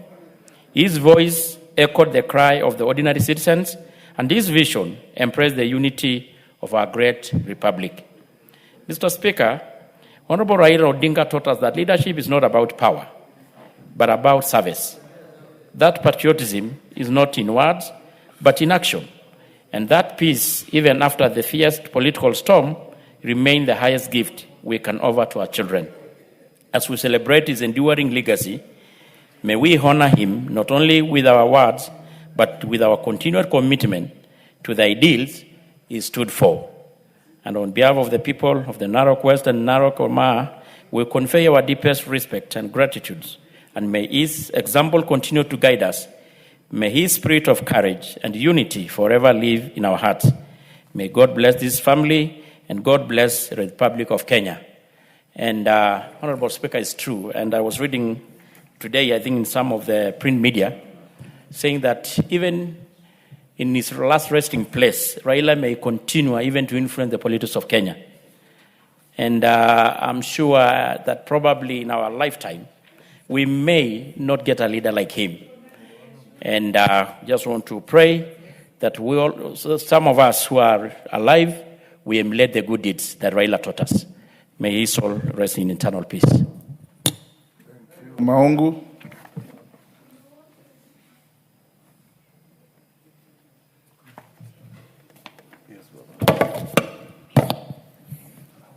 Thank you very much, Mr. Speaker, for the opportunity, at least to pay tribute to an icon that rested. It was not, I wasn't fortunate to give my eulogies last time, but thank you for that opportunity. Mr. Speaker, the man we are talking about today was a great man, a man that lived in a lifetime. And one thing that came out clearly was that this is a man that was celebrated across the political divide. Them that looked at him as dangerous celebrated him. Them that celebrated him, Mr. Speaker, did actually celebrate him more. So I must say that before I joined politics, I used to admire the person of Raila Amolo Odinga. I used to admire the way he used to connect with people. I admired the way he fought for this country and believed in a better Kenya. I admired a man who, Mr. Speaker, was very forgiving. And upon coming into Parliament and coming into politics, I got to know him much better. He's a man that was full of love, a man that actually wanted the best for this country, Mr. Speaker. Many of the gains we celebrate today as a country, and all this can never be talked about without mentioning the name of one, Raila Amolo Odinga. Mr. Speaker, in Luanda, where I represent, majority of the people there really loved the great man that we lost. And his demise was a great blow to my people and the great people of this country, Mr. Speaker. And therefore, I must say that as my minority leader, we said, Mr. Speaker, maybe in our lifetime, we may not witness a man who will be celebrated, a man who will be recalled, such as the one we talked about, Mr. Speaker.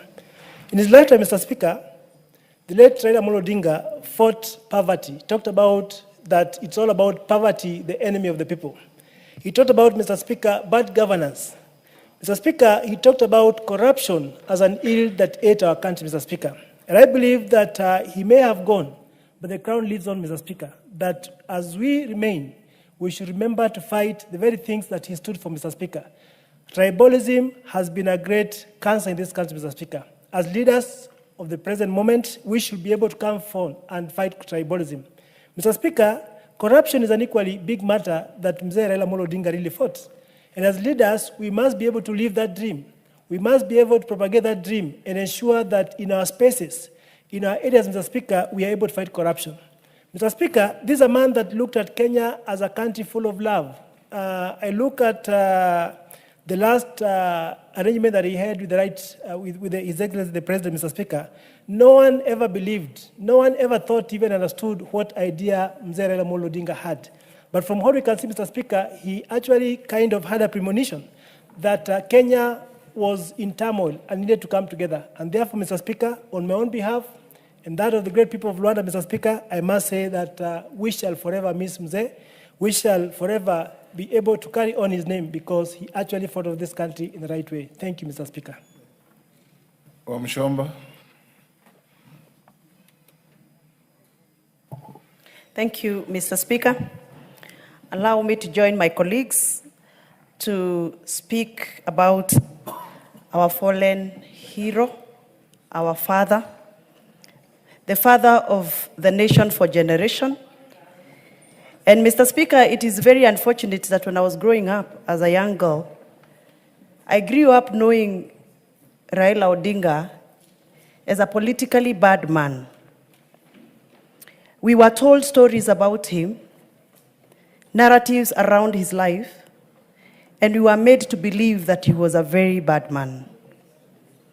Luckily, Mr. Speaker, when I was elected in last parliament in this house, through my interaction with very many leaders in this house, like the Honorable Junet Mohammed and the Honorable Millie Odhiambo, when we formed a coalition around BBI, an initiative around BBI, I got an opportunity to share a table with Baba.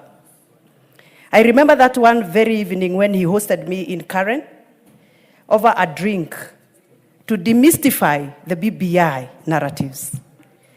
And he asked me a question about my one man, 1 shilling push within the BBI. To my shock, Mr. Speaker, I did not know that Baba was that very understanding man. He lent me his ear, listened to me, expounded his opinion, swayed my opinion, and made friendship with this little girl from Githunguri. And from that day on, I was very proud to even have Baba's phone number saved on my phone. I want to speak about how we package political narratives, especially for us, the political class. We have demonized people who don't deserve to be demonized. We have branded people the wrong tags who don't deserve to be given such tags. I know, as I speak, there are so many people wondering, is this the same Wamushamba speaking well about Baba? When we campaigned around Baba's personality to win votes, I think it's time Baba's story should teach us how we should be speaking politically, even when we are competing for votes. Politics is not worth tarnishing people's images, targeting people's families, and ruining people's social image. As Baba rests, this is a challenge to the political class, I included. Politics is a game, but life is a process.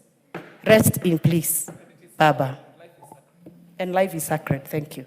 Junet, you have 20 minutes. If you will not exhaust your 20 minutes, you can donate to those who are raising their hands. Mr. Speaker, I have a statement to read, but I can donate 2 minutes to Rene and 2 minutes to Peter Masara and 2 minutes to Mawate. 6 minutes. The rest I need to... Can you tell me the names again? First 2 minutes to... Rene Mayaka, Peter Masara, Mawade, those are 6 minutes, and Bensouda, 2 minutes. Kagushia tomorrow. Okay. Mayaka, 2 minutes. Immediately thereafter, Masara, 2 minutes. Mawade, 2 minutes. Bensouda, 2 minutes. Thank you, Honorable Speaker, for this opportunity. And that means you are left with 12 minutes. Thank you, Honorable Speaker, and to my minority leader as well for this opportunity. Let me take this opportunity to express my sincere condolences to the family of the Right Honorable Prime Minister, to also just salute the man who, because of him, I have an opportunity to even stand on this floor, because he held my hand, he withered and watered my potential as a young woman in politics. And Honorable Speaker, also on behalf of all the daughters of Raila in the entire country, and the young members of ODM and the members of Nyamira, to also pass my condolences and appreciate the man that we called Baba, because Baba, Honorable Speaker, was not just a political icon. He was my political father, he was my mentor, and is the reason why I have the strength to be able to serve in a political space. And Honorable Speaker, I just want to say, as I said once before in this House, that from 2018, I have worn 2 wristbands in my hand. One that is Kenya, and the other one a blue one that is indicated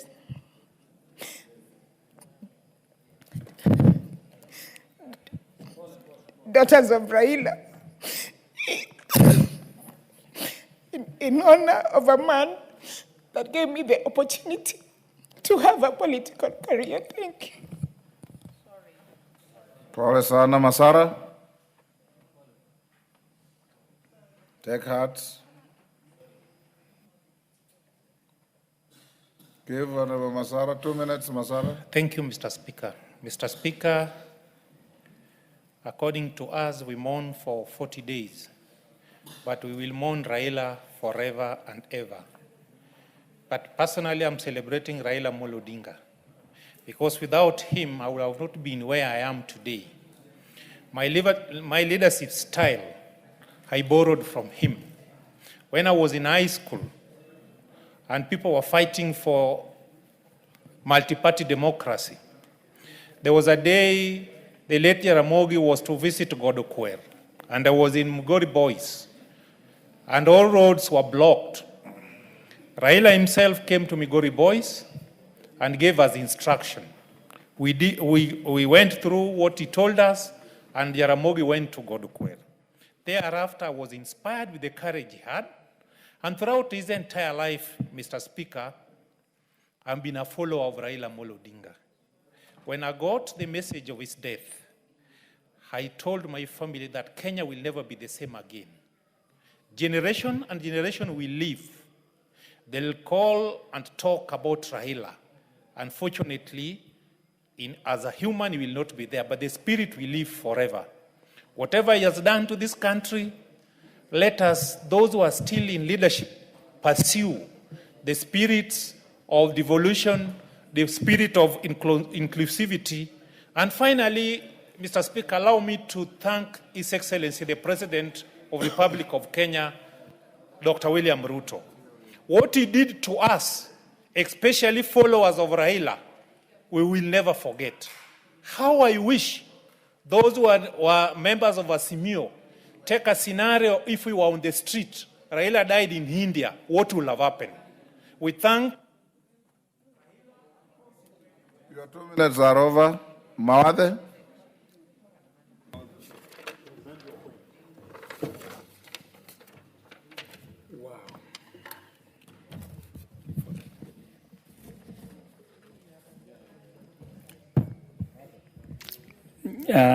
Thank you. Thank you, Mr. Speaker and Minority Leader, for giving me an opportunity today to talk about Baba.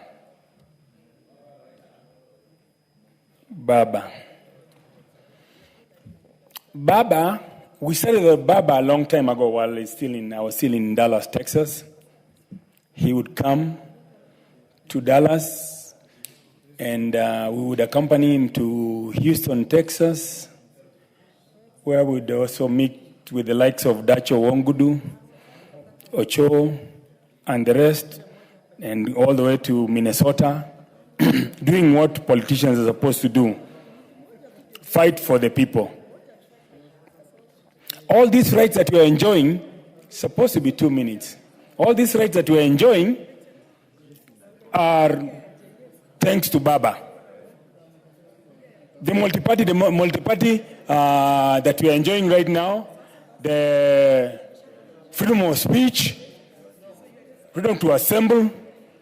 I remember when Baba was coming back from a foreign trip, and Baba, the likes of Babu Owino, Aladwa, and Simba Arati, we got together and Baba was welcomed home in a very, very nice way. Baba, our Baba, the Baba that we supported from 2013, 2017, and 2022.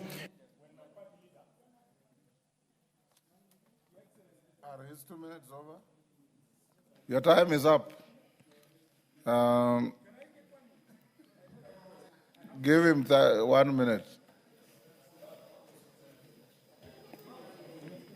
Hey, Baba. Anyway, this is the person that we supported for, and I voted for in 2013, in 2017, in 2022, deputized by my party leader, Honorable Stephen Kalonzo Musyoka. Baba will not be forgotten. He knows how to fight for the people's rights. I remember when we went to IBC, we sat down on the tarmac, and we were being mocked by the people who thought that the people should have less rights than we should. Even during the swearing in, I remember Simba Arati and I and Babu we got together the day before, and we will really miss Baba. Baba, we will forever miss you. Something. Bensouda. Thank you, Honorable Speaker. May His Right Honorable Raila Amolo Odinga rest in peace. Raila Amolo Odinga was God sent.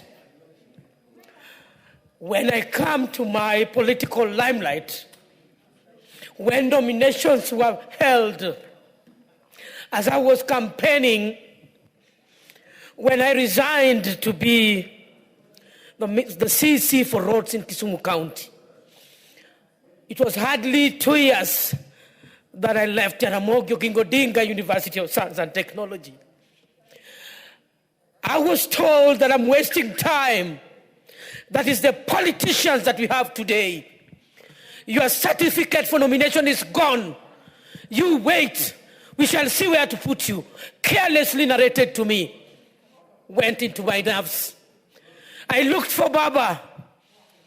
I traveled up to Joff, where he was addressing all lecturers of all universities in this country. I shared with Baba my heart in his ear, and he gave me a hearing. Jacom told me, who has given them the certificate? Go and campaign. I'm behind you. I campaigned using one pickup as people laughed at me around in Homa Bay County, as people were celebrating in other quarters. I was determined by his word, Honorable Speaker. I was not given a direct ticket in Homa Bay County. I want to confidently put it in Hansard that I was taken through nomination and people voted for me. Honorable Speaker, it even pains me that even the day that results were to be delayed, I was thoroughly tear-gassed, but I said I would leave in the... Time up, Mama Bensouda.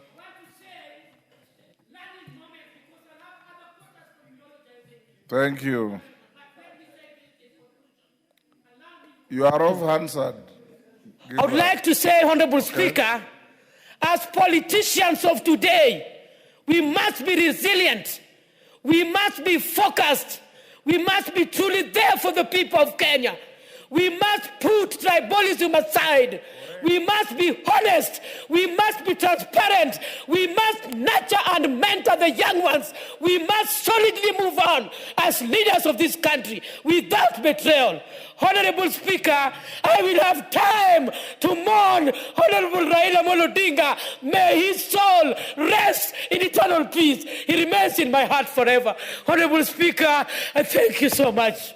I thank you so much. Joey! Joey! Joey! Thank you. Jeanette. I beg to reply on the motion that was tabled before the House. Motion to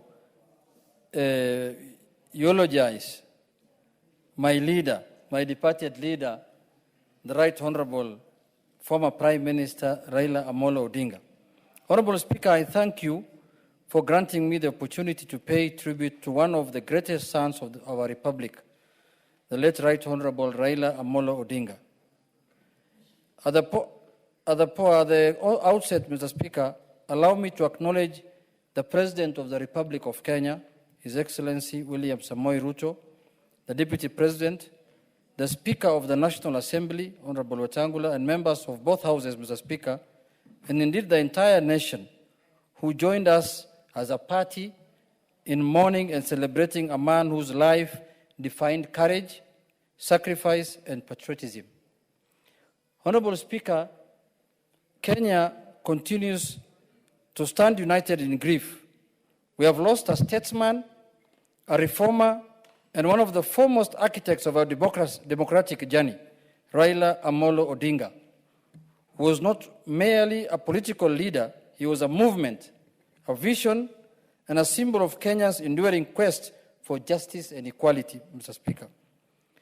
His story is interwoven with the soul of our nation, from the struggle for multi-party democracy to the birth of devolution, from the fight for electoral justice to the pursuit of national unity.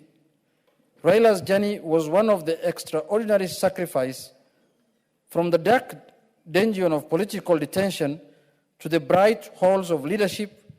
He endured suffering, persecution, and humiliation, yet he never surrendered his belief in a better Kenya. He stood firm when it was dangerous to do so and gave a voice to the voiceless when silence would have been safer, Mr. Speaker. Honorable Speaker, to many, he was Baba, the father of democracy. To me, the late Right Honorable Raila Amolo Odinga was more than a leader. He was a friend, a mentor, a father figure, a man whose wisdom shaped my political journey and whose courage inspired my convictions. He guided me with patience, challenged me to think beyond self, and taught me that leadership in service anchored in integrity and compassion. He was the mentor who believed in me when I doubted myself, the father figure who offered guidance with kindness and the friend who stood with me in both triumph and trial. His counsel was steady, his humor was disarming, and his faith in people unwavering. Honorable Speaker, sir, Raila Odinga believed that leadership is not about privilege, but about purpose, not about position, but about service. His politics transcended tribe and party. He envisioned a Kenya where every citizen, regardless of background, could find dignity, opportunity, and belonging, Mr. Speaker. That I can testify, Mr. Speaker. Through his advocacy for devolution, he empowered communities and brought government closer to the people. Through his lifelong commitment to dialogue, epitomized by the famous handshake and currently the broad-based government arrangement, he reminded us that peace is not the absence of conflict, but the presence of justice and reconciliation. He taught us that unity is not weakness, but statesmanship. Mr. Speaker, sir, to millions of Kenyans, he was simply Baba, a father not only to his family, but to generations who drew hope and courage from his resilience. Whether in Kibra, Kisumu, Garissa, or Turkana, he connected with ordinary citizens with humility and sincerity.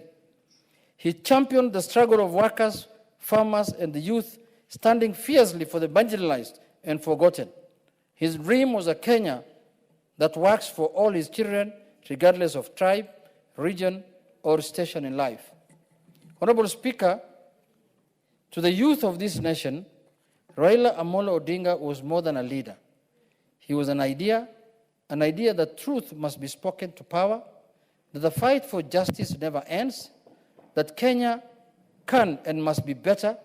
His life challenges us in his house and beyond to rise above partisanship and continue building the Kenya he envisioned, or united, prosperous, and free.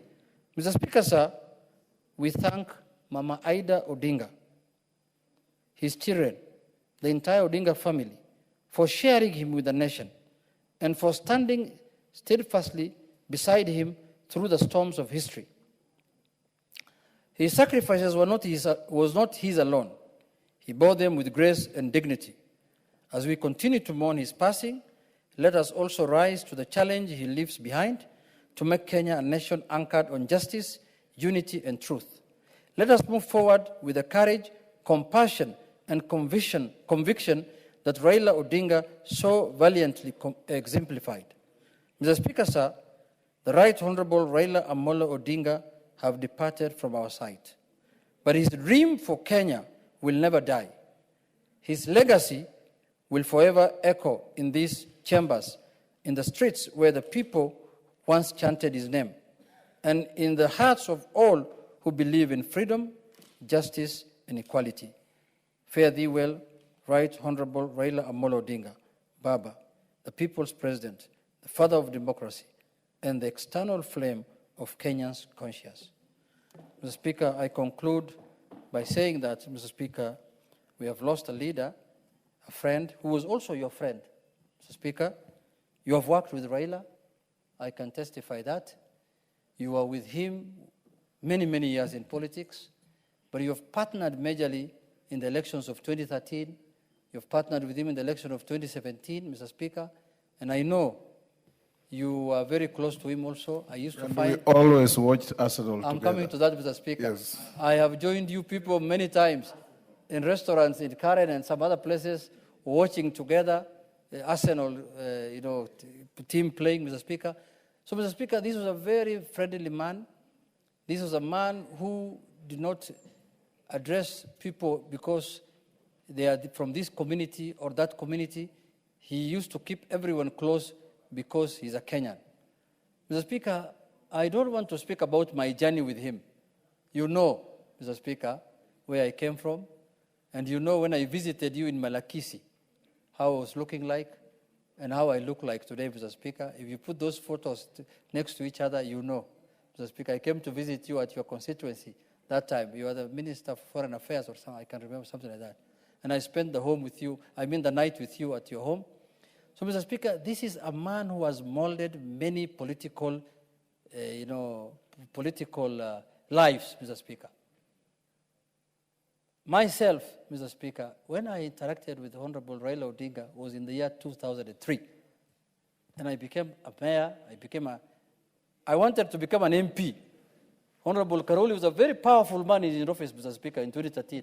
He almost denied me a ticket. If it was not Baba, I would not have been in this parliament, Mr. Speaker. Very powerful man, Mr. Speaker, by then, Mr. Speaker. He almost denied me. But Baba stood with me, Mr. Speaker, and said, this is the young man who should be the member of parliament for Suna East, Mr. Speaker. No, there's no correction there, Mr. Speaker. We know what happened. You are either on a point of order or nothing. Mr. Speaker. Yes. Mr. Speaker. What is your point of order, Carol?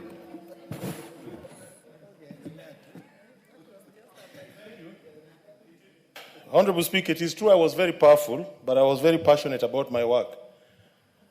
The information the Honorable Member is sharing is inaccurate. He actually lost the nomination. I have an affidavit sworn by none other than the Secretary General of the party then, Professor Nyang' Nyong'o, swearing he was not our candidate.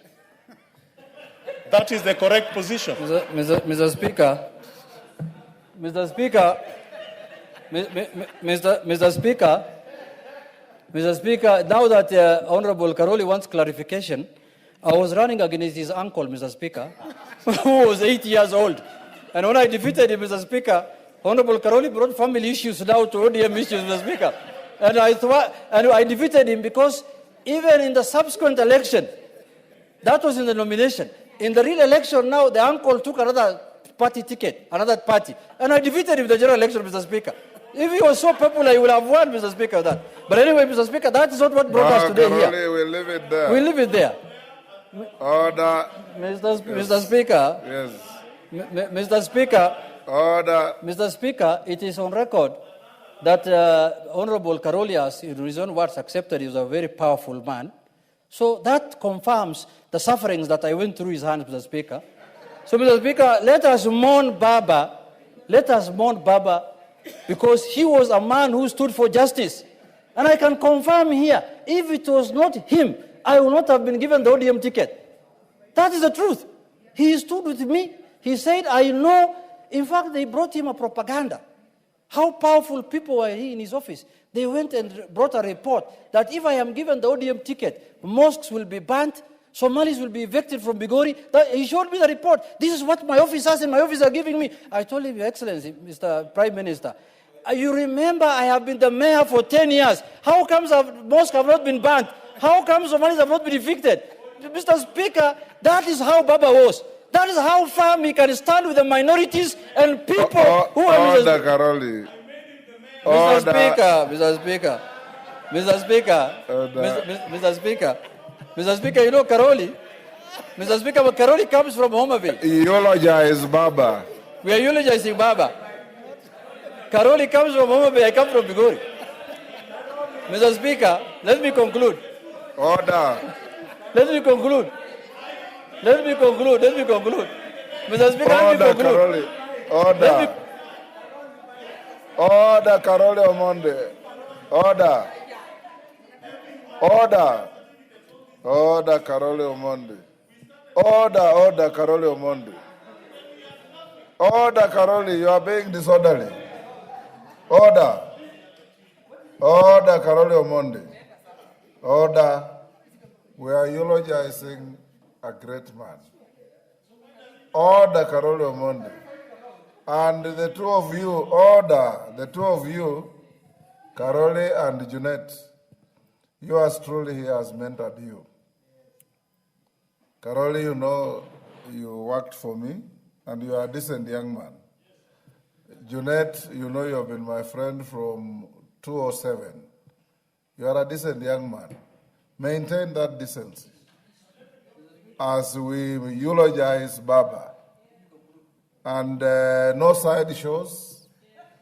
And the death of the Right Honorable Raila Odinga should not raise collateral passions on the floor of the House.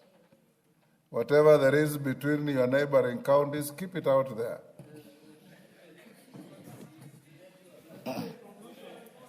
Yes. I can conclude because I was just narrating history, Yes. Mr. Speaker, but I Yes. conclude by saying that we have lost a great man, Mr. Speaker. May the Lord put his soul in eternal rest, Mr. Speaker. We will miss him, and that is, we will remember him, and his spirits will live with us for many, many years to come, Mr. Speaker. And for those whom he has wronged, forgive him, please. Because every human being is to err. And for those who committed crimes against him also who are here now, please return if there's anything you have done to his family or to himself. Thank you very much, Mr. Speaker. You beg to move. I beg to You reply, beg to Mr. reply, Speaker. sorry. I beg to reply, Mr. Speaker. Thank you. Honorable Mureu, sorry, you have no chance. Order. First, what you asked me you want to do is of little relevance to this eulogy. You said you want to recite Harry Belafonte's Jamaica farewell. Order. Order. This is a House of Parliament, Millie. Order. Besides, you have already spoken to this motion. Honorable Mureu, everybody knows Harry Belafonte's song that Raila liked. And if you don't know, Harry Belafonte was a personal friend of mine. Harry Belafonte was the husband of the great Miriam Makeba. And Harry Belafonte was a great Jamaican that we all know and respect. You are reciting the song here does not invent anything. Let me now put the question at order number 9, which is that following the presidential proclamation issued on 15 October 2025 regarding the passing on of the Right Honorable Raila Amolo Odinga AGH, the former Prime Minister of the Republic of Kenya,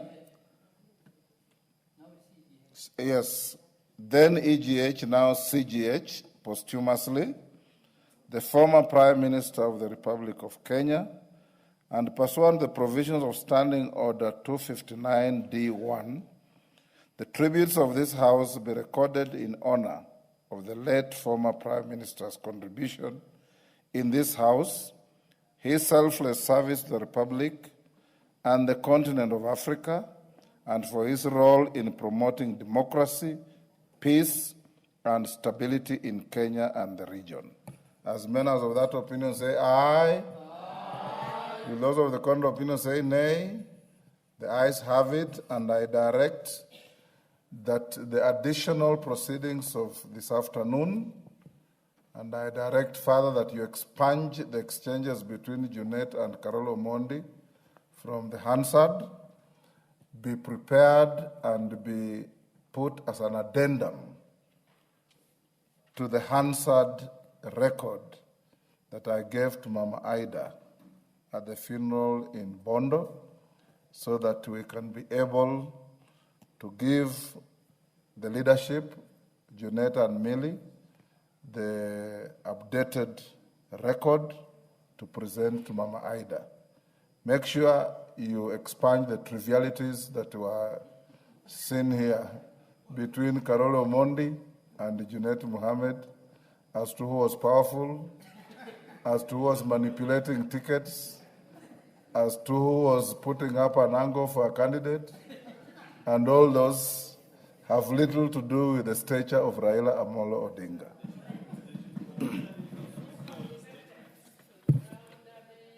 Next order. Order number 10, motion, consideration of 10 regulations relating to the petroleum sector. Gishimu, order, Millie, order. Gishimu, go on. Thank you, Honorable Speaker. Honorable Speaker, I beg to move that this House adopts the report of the Committee on Delegated Registration on its consideration of 10 sets of regulations relating to petroleum sector laid on the table of the House Thursday, 16th October 2025, and pursuant to the provisions of Section 18 of the Statutory Instruments Act, Cap 2A, and Standing Order 210 4B announce in entirety the following regulations. 1, the petroleum business licensing and petroleum logistics facility construction permit regulations 2025, legal notice number 95 of 2025.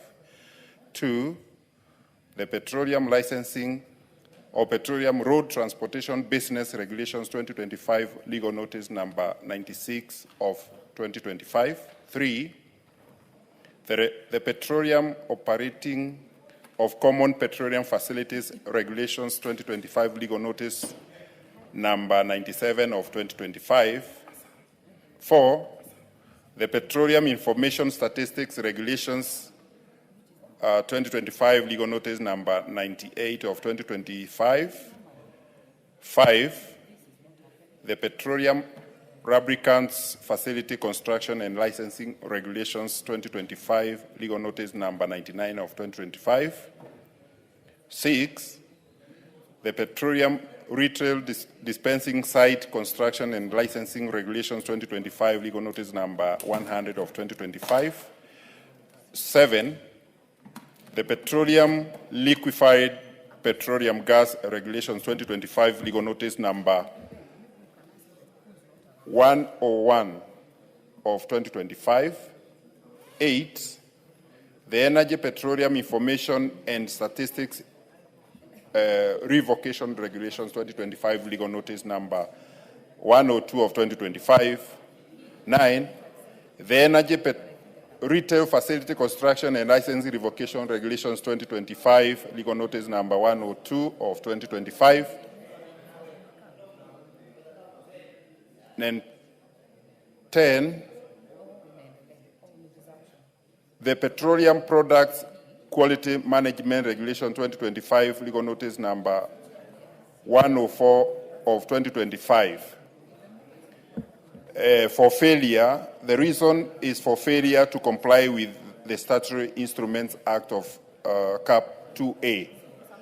Honorable Speaker,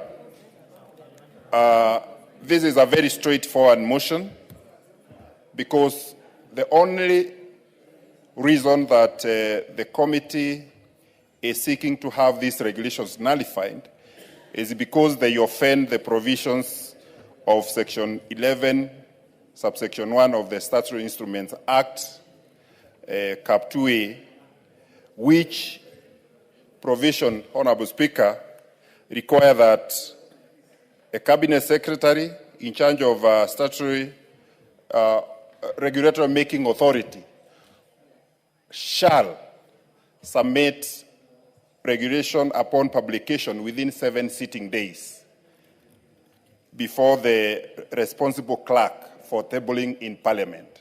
So these regulations, Honorable Speaker, all these regulations were published on the 30th May 2025, and they were submitted before the clerk of the National Assembly on the 11th July 2025, way beyond the requisite time of the 7 sitting days. So, Honorable Speaker, while the Committee on Delegated Registration is also mandated to look at the matters, public participation, the compliance with the Constitution and the Parent Act, the committee did not delve into those considerations because actually these regulations were brought before the House out of time.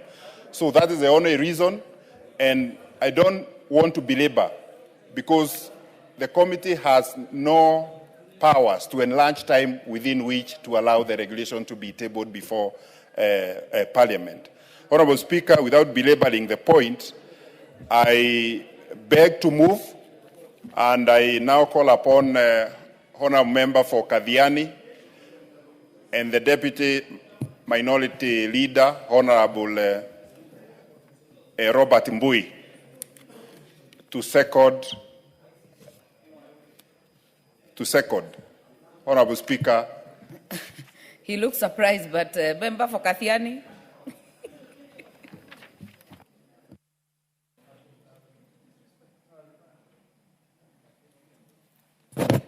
Thank you, Madam Speaker, for I rise to second this motion. Madam Speaker, when dealing with the regulations, there is quite a lot of considerations that the Committee of Delegated Legislation makes. Madam Speaker, first and foremost, we always make sure that the regulations are constitutionally correct by checking them against our Constitution of Kenya 2010. We also check the regulations to make sure whether they are also they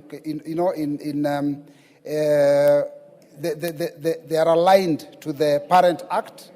Madam Speaker, we also check the timelines because the Statutory Instruments Act has got timelines within which regulations are to be brought. We check whether there was enough public participation done when these regulations were being created. So basically, there's a lot of things that the Committee of Delegated Legislation checks. But some of the breaches, Madam Speaker, are things that some of the issues are things that could be debated between the committee and the regulatory making authority. But Madam Speaker, there are some that are totally incurable. For example, in the matter of these particular regulations, Madam Speaker, they were presented out of time. So there was absolutely nothing that the committee could do. There was not even point of discussion. There was not even point of debate. There was not even point of the CS coming to make a presentation to the committee, because the fact that it was established that they were brought to the House outside the timelines that are provided in the Statutory Instruments Act, then therefore basically they were incurable. So, Madam Speaker, for that reason is why the committee made a decision that they must be annulled, all of them in entirety. Madam Speaker, the executive has to respect the rule of law, because when statutory instruments are being made, they must know that there is a law that this House must follow in order to deal with any statutory instrument. And that is why you find recently we had a problem with the CS for Treasury, because he makes circulars that have effect of law, and basically by strict reading of the Statutory Instruments Act are actually regulations, and then purports to be able to implement them without even a care about what this House thinks. And Madam Speaker, he makes a circular that contradicts the parent act, the one we call the Public Procurement and Asset Disposal Act. So, Madam Speaker, this is something that the executive has to stop doing, because you must respect the rule of law. These are the things that our late Honorable Raila Amolo Odinga stood for. These are the things that members have been talking about since his passage. And so we must ask the executive to be careful, not to present things out of line, not to go against the law. Madam Speaker, today morning as a committee, and I'm speaking this as I conclude, we were to meet with the CS for education. And Madam Speaker, it is also about the same issue of circulars. Now, Madam Speaker, when a circular is given, and that circular has effect of law, it contradicts Article 94(5) of the Constitution, which, Madam Speaker, allow me to read, says, no person or body other than Parliament has the power to make provision having the force of law in Kenya, except under authority conferred by the Constitution or by legislation. So, Madam Speaker, I want to say that the executive must understand respect is two-way. We respect the executive, but they also have to respect the House. So with those few remarks, Madam Speaker, I second. Very well. Honourable members, I therefore propose the question that this House adopts the report of the Committee on Delegated Legislation on its consideration of 10 sets of regulations relating to the petroleum sector, laid on the table of the House on Thursday, 16th October 2025, and pursuant to the provisions of Section 18 of the Statutory Instruments Act, Cap 2A, and Standing Order 2104B, annuls in its entirety the following regulations. Number one, the petroleum business licensing and petroleum logistics facility construction permit regulations, legal notice number 95 of 2025. Number two, the petroleum licensing of petroleum road transportation business regulations, legal notice number 98 of 2025.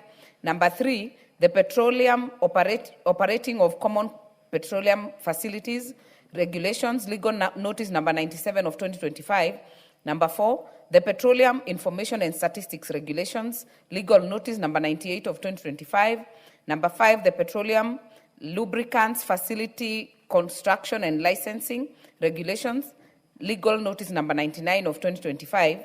Number 6, the petroleum retail dispensing site construction and licensing regulations, legal notice number 100 of 2025. Number 7, the petroleum liquefied petroleum gas regulations, legal notice number 101 of 2025. Number 8, the energy petroleum information and statistics revocation regulations, legal notice number 102 of 2025. Number 9, the energy retail facility construction and licensing revocation regulations, legal notice number 103 of 2025. And finally, the petroleum products quality management regulations, legal notice number 104 of 2025. Honorable Sunkuli. Yeah, Madam Speaker, in support of this motion, I just want to urge the House to nullify these regulations. When these regulations were presented before our committee, there were two problems. One is that they were actually dead on arrival because they were not presented within the time that is required under the Statutory Instruments Act. So we did not open the regulations to actually look into them. And unfortunately, Madam Speaker, it seems that the executive wanted these regulations to pass by a fraction of time. Because if by tomorrow, actually, these regulations stand, they'll have the force of law without Parliament considering them. So it is very crucial that we actually reject them today so that the executive can republish them and come and defend them within the given time. Madam Speaker, I support. Very well. Honorable members, I see some members who have cards on, but they are not in the House. Sanei, Wajir North, Yusuf Hassan, Honorable Ngusia, CNN. Are you willing to speak on this one? If not, Honorable Kagusha, Karoli.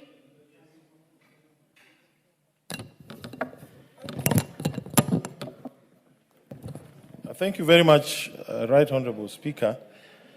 My contribution will not be about the procedural malfeasance that has been committed here or the contents of the regulations, but to ask a question that as a House, when a body that is entrusted under the laws made by this House to make regulations deliberately fails to submit them to this House within the statutory timelines, so that we can look at them.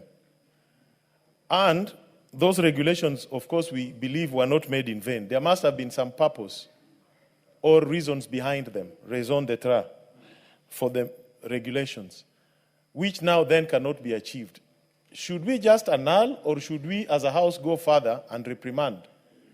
What action should we take so that this does not become a routine practice among executive agencies that we have entrusted to make subsidiary legislation on behalf of this House? I think we should not just annul and leave it there. We should annul and take some further action. Because we need to find out, why didn't they submit the regulations within the statutory timeline of 7 days? Why did they wait for 15 days? If they were made these regulations to achieve certain policy objectives. So I think there's a more fundamental question, just other than annulling as a matter of procedure. Because sometimes regulations are made to achieve certain specific purposes, and then because of malfeasance, a deliberate move is made to kill them, yeah, or to have them not come into effect. So as a House, we should really take this matter seriously. Thank you, Right Honourable Speaker. Owen, Honourable Owen Bye. I just want to first inform Council, a very learned friend, not a very learned man, I was told not to use learned friend, that he needs to move beyond that and amend the law so that we don't just throw them out, but that the law says that Parliament can also follow up by doing 1, 2, 3. But as it stands, the law is that we bring them here and just throw them out. And that's what the law says. And I think you're a good legislator, and the people of Suba North South or North? South voted very well for you. And although Junet has very unpalatable words about you, but I think you're a great man. And please help this parliament amend the law, okay, so that we'll be able to do further than. But Honorable Speaker, I want to speak on the regulations that the committee is proposing that we actually adopt the report to do away with this regulation. Honorable Speaker, I think it's very important. The reason why we pass law here, and law with a rider to say that the parent ministry will make regulations, is to give effect to the law, But when, Honorable Speaker, cabinet secretaries or ministry or department or sagas come and do regulations, they make you regulations, they want to sneak them behind Parliament, Honorable Speaker. It is very clear it is only Parliament that can make law, Honorable Speaker, but not any other body.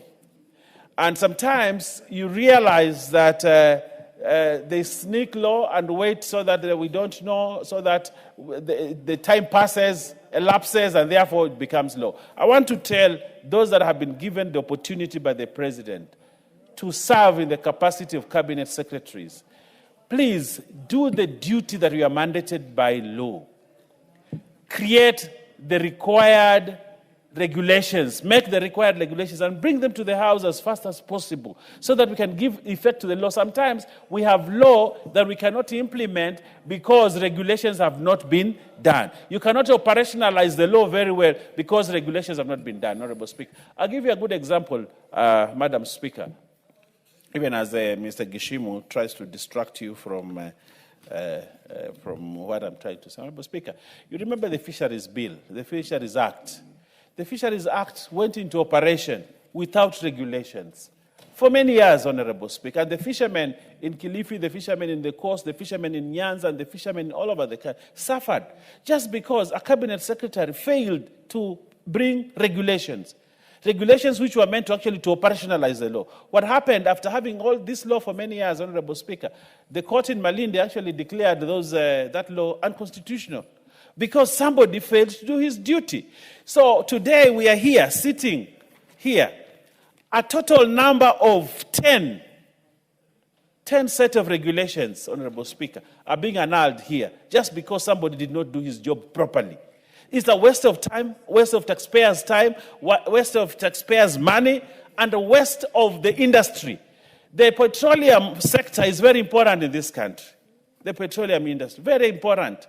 One of the places that we must have regulations on time is the petroleum sector because it drives almost every part of the economy.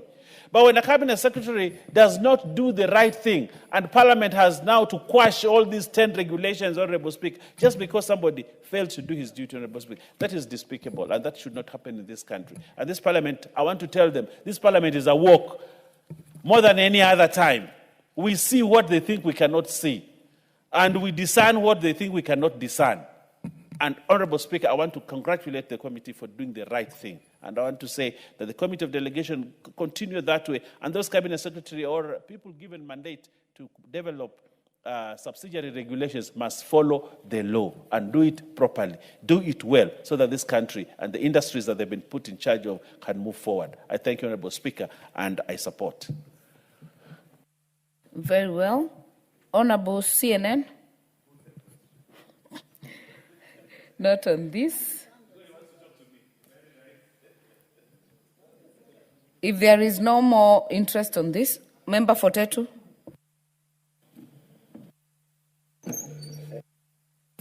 Thank you, Madam Speaker.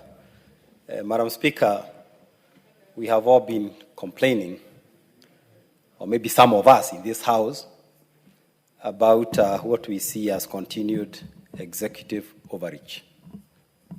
And especially cabinet secretaries, maybe even regulatory authorities, doing things that are clearly outside what they have been mandated in law.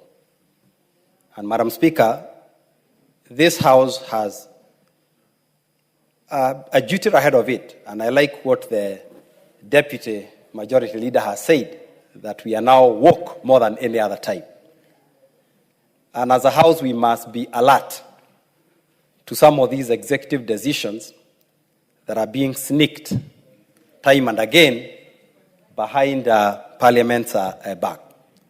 If we are to redeem the image of this House, which you know, Madam Speaker, is at an all-time low in the eyes of Kenyans, where they see Parliament as a puppet of the executive, where they see Parliament as not, aligned to what is going on in the country, where they see Parliament as a rubber stamp.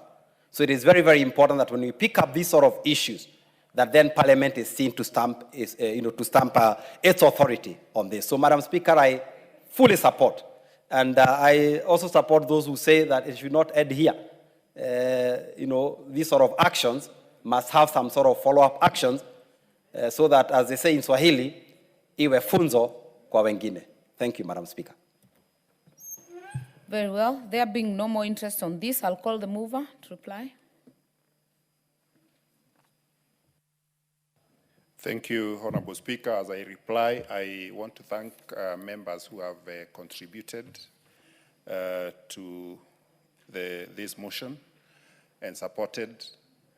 And I would like to indicate that the law limits us as Parliament through the Committee of Delegated Legislation to annul where regulations have been submitted out of the requisite time. And that also gives us a room as a Parliament or any other member who may wish to amend the law so that we can also reprimand where people or where the regulatory making authorities do not make or do not do what is required as per the law. And also, let me also correct what has been said by Honorable Member for Tetu. Actually, these regulations were not sneaked to Parliament. It's only that they were submitted out of the time required by the Statutory Instrument Act. So, Honorable Speaker, I thank you, and I also take this opportunity to thank the Office of the Speaker and the Clerk for facilitating the committee and all the members of the Committee on Delegated Legislation, led by the able Chair, Honorable Samuel Chepkonga, for the good coordination we are doing in that committee. Thank you, Honorable Speaker. And I beg to reply. Very well, we shall defer the putting of the question.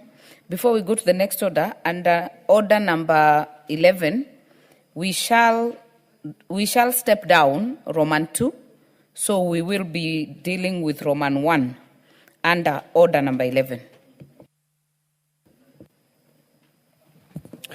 Order number 11, Committee of the Whole House.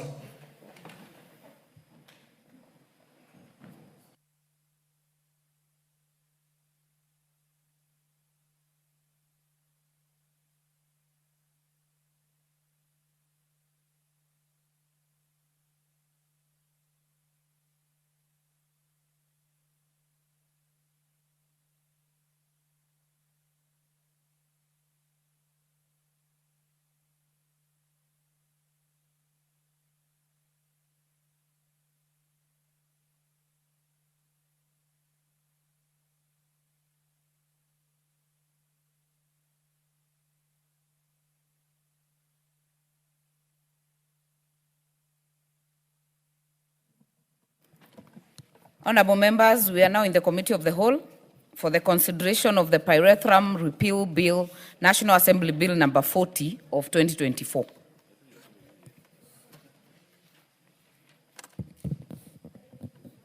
Clause 2. Honorable members, I propose the question that Clause 2 be part of the bill. Has no amendment. I now put the question that Clause 2 be part of the bill. Will as many as are of that opinion say aye? Will as many as are of a contrary opinion say nay? The ayes have it. Title. I propose the question that the title of the bill be the title of the bill. I now put the question that the title be the title of the bill. Will as many as are of that opinion say aye? Will as many as are of a contrary opinion say nay? The ayes have it. Clause 1. I propose the question that clause 1 be part of the bill. No amendment. I now put the question that clause 1 be part of the bill. Will as many as are of that opinion say aye? Will as many as are of a contrary opinion say nay? The ayes have it. Honorable members, we have come to the end of the committee of the whole on this bill. I will therefore call the mover to move reporting.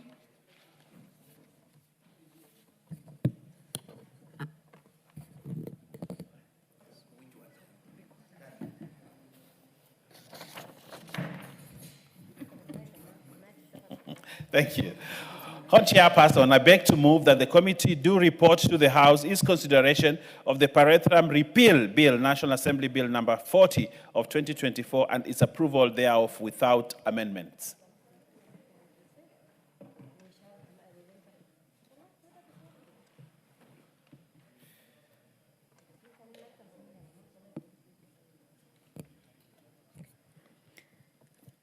I therefore put the question that the committee do report to the House its consideration of the Pyrethrum Repeal Bill, National Assembly Bill number 40 of 2024, and its approval thereof without amendments. Stand up, stand up, stand up, stand up, stand up, stand up, stand up. Amen, stand up, stand up.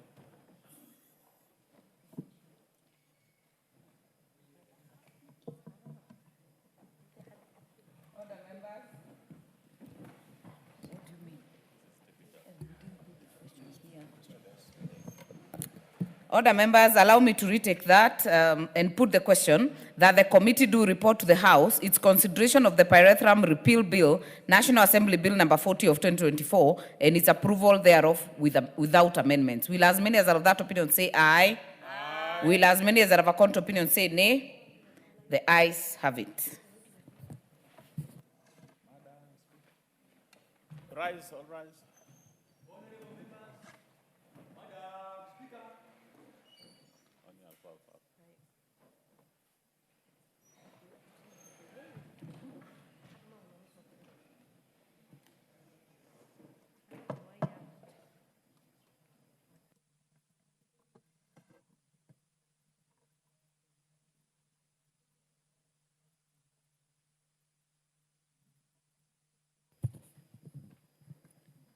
Chairperson.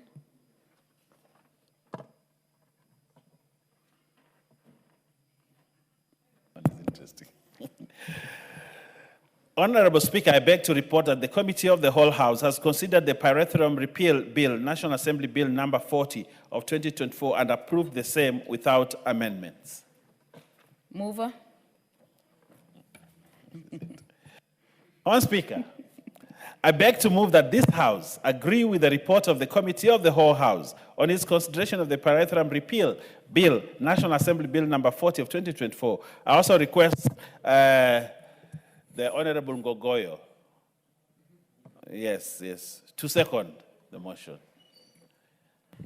Thank you, Madam Speaker. We have gone through the bill and we support it as it is. Thank you.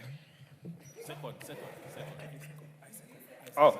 Did you Madam second, Honorable Speaker, Member? I rise to second. We have gone through the bill. We've exhausted debate, and we agree with the Committee of the Whole. Thank you. Very well. Honorable members, I therefore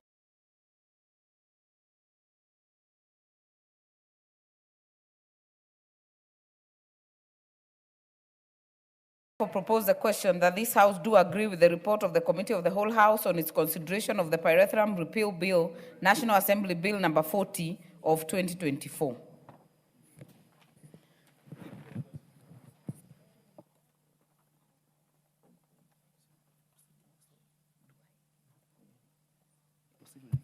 So, honorable members, the putting of the question will be deferred to the next sitting. Next order.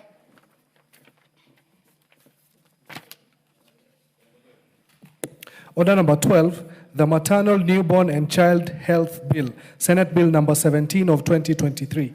Resumption of debate. This was already moved by the Chair, Health Committee, who was on the floor.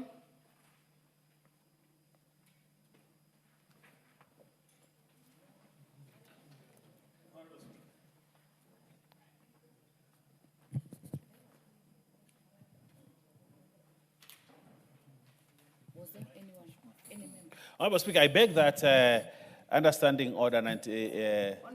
Wait, Honorable Mbaya. Honorable Fatuma had a balance of 5 minutes, but she's not in the House, so we'll continue with the debate. Honorable Owen, were you on this? Yeah, I want to request you to call the mover to reply, because looking at the lapse of time, people may not even recall what this bill was about. But I think debate was done conclusively, and therefore, now that the Honorable Dr. Nyikal is here, he could reply and we move on. And this is a good bill, after all, Honorable Speaker. And I think by the we get to third reading. Very well, you've made your point, Honorable Owen. Honorable members, allow me to put the question that the mover be called to reply. Will as many as are of that opinion say aye? Aye. Will as many as are of a contrary opinion say nay? The ayes have it. Mover. Chairman for Health Committee. Thank you, Honorable Speaker. I wish to first of all appreciate the members that contributed to this and the issues that they raised pertaining to this. And I also wish to appreciate the Senate members that actually brought this and the support that it came through in our committee. Honorable Speaker, this is an extremely important bill, because if you look at our health data, if you look at the indicators of health, this is the one area of the health sector where we still need a lot of work to do.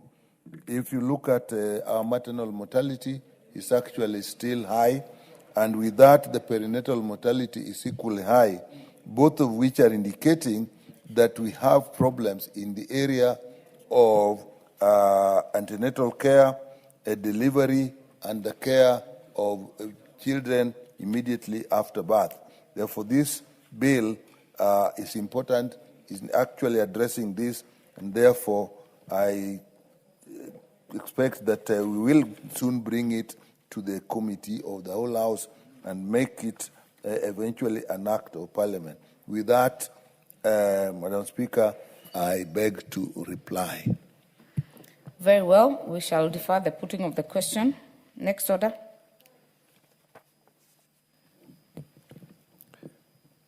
Order number 13, motion, consideration of sessional paper number 5 of 2024 on the National Green Fiscal Incentives Policy Framework. Chairperson, Development Departmental Committee on Environment, Forestry and Mining. Not in the House. We shall defer that order. Next order.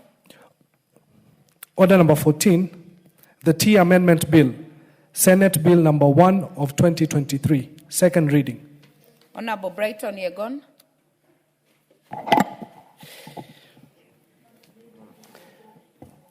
Honorable Speaker, I rise to move the T Amendment Bill 2023, Senate Bill number 1 of 2023 for the second reading. The principal objective of this bill is to amend certain provisions of the Tea Act, Cap 343, to restructure the value chain, enhance transparency and accountability in the tea sales, improve grower earnings, promote value addition, and strengthen regulatory framework governing the tea industry in Kenya. Honorable Speaker, the bill aims to achieve this by providing for institutionalization of direct sales of tea, establish a direct settlement system to guarantee timely disbursement of tea proceeds to growers, incentivize the value addition of Kenyan tea by exempting certain categories of packaged tea from levy, devolve specific regulatory functions to county government, enhance the governance architecture of Tea Board of Kenya, and harmonize the statutory definitions of terminologies employed within the Tea Act to ensure legislative coherence and administrative clarity. Honorable Speaker, allow me to highlight some of the specific issues that the bill seeks to address. One is direct sales. The bill proposes to introduce provisions for direct sales of tea by allowing licensed factories to or entities to representing growers to engage in direct sales. Madam Speaker, tea proceeds management. The bill proposes to establish direct settlement system for depositing proceeds from direct sales of tea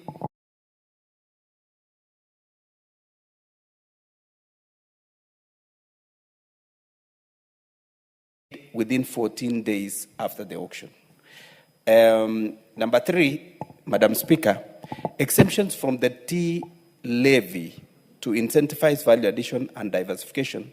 The bill proposes to amend the existing law to exempt specialty and value-added teas packaged in certain quantities from the payment of the tea levy. Madam Speaker, number four is participation of factories in direct tea sales. The bill proposes to amend the existing laws to allow licensed factories to participate in direct sales in Kenyan or overseas, as well as tea auction. Honorable Speaker, the tea industry being a critical sector in the economy of this country, the Departmental Committee of Agriculture and Livestock conducted an elaborate public participation that involved all stakeholders in the country who gave their views, their opinions, and inputs through both oral and written submissions, which the committee considered and factored in to the report tabled in the House today.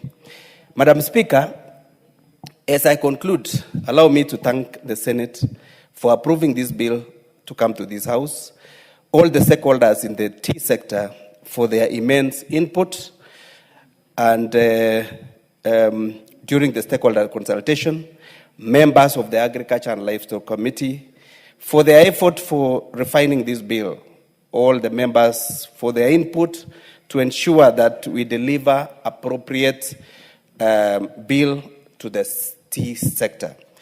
Honorable Speaker, the Tea Amendment Bill 2023 introduces progressive reforms that are consistent with the constitutional principles and national economic agenda. We recommend that, subject to minor drafting, the refinement and amendment which the committee and members of this House will move, the bill be approved for enactment. With that, I beg to move. Madam Speaker, I want to add the following.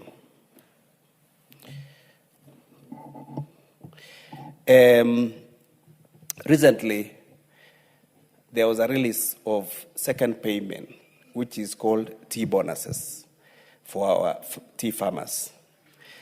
And the performance of the tea industry was very dismal. In the past 3 years, actually 3 years ago, tea farmer got a second payment of almost 31 shillings per kilo. Last year, tea farmers got 20 shillings per kilo, especially in my region.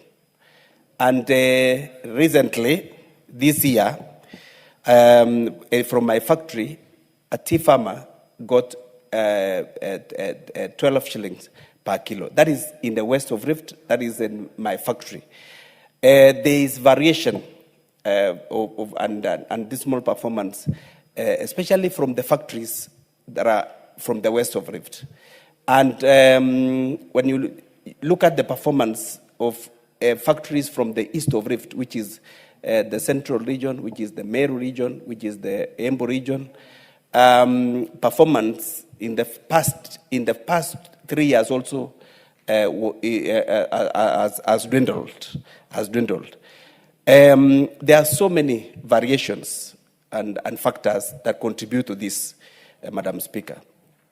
And these are issues that we're trying to sort out by moving this particular bill and by trying to pass this particular bill so that it can assist our farmers get to improve on price per kilo going forward. Madam Speaker, more than 700,000 smallholder tea farmers depend on tea.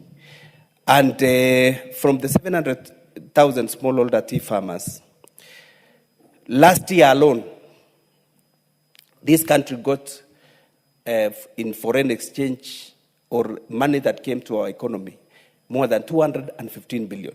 The other year, this country got almost 175 billion.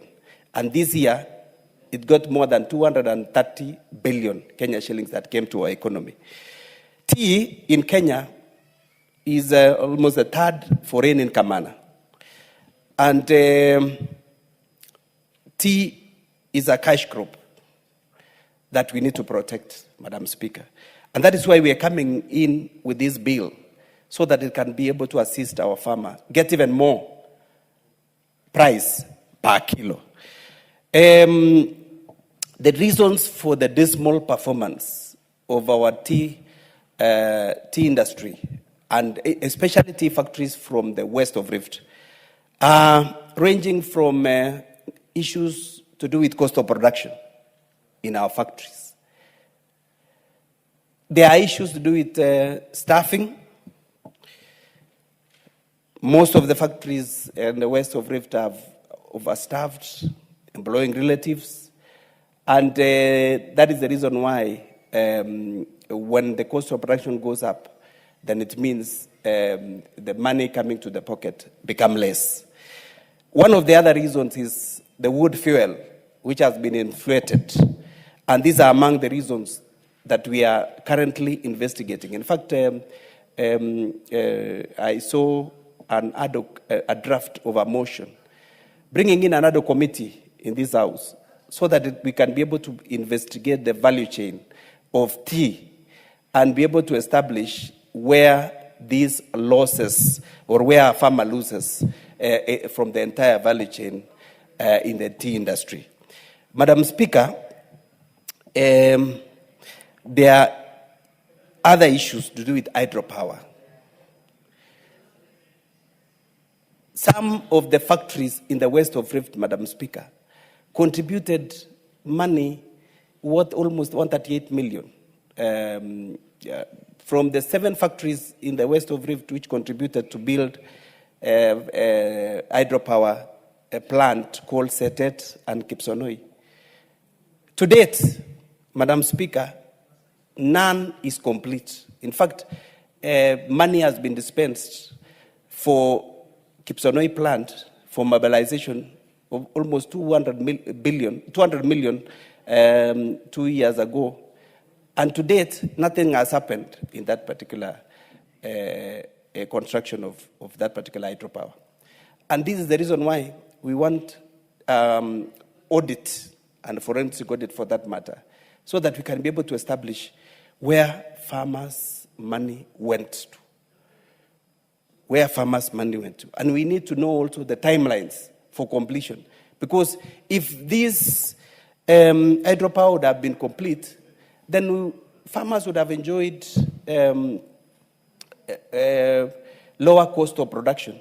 And therefore, the money that will be saved will be channeled into the pocket of the farmer. Madam Speaker, there are issues to do with tea testing.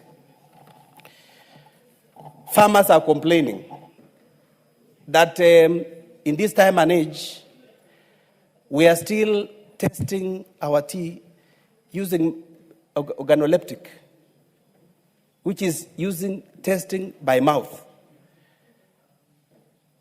And testing by mouth, Madam Speaker, a person who took his whiskey yesterday night will be testing your tea in the morning. A person who takes the tobacco will be testing your tea in the morning and will be giving a value to that particular tea.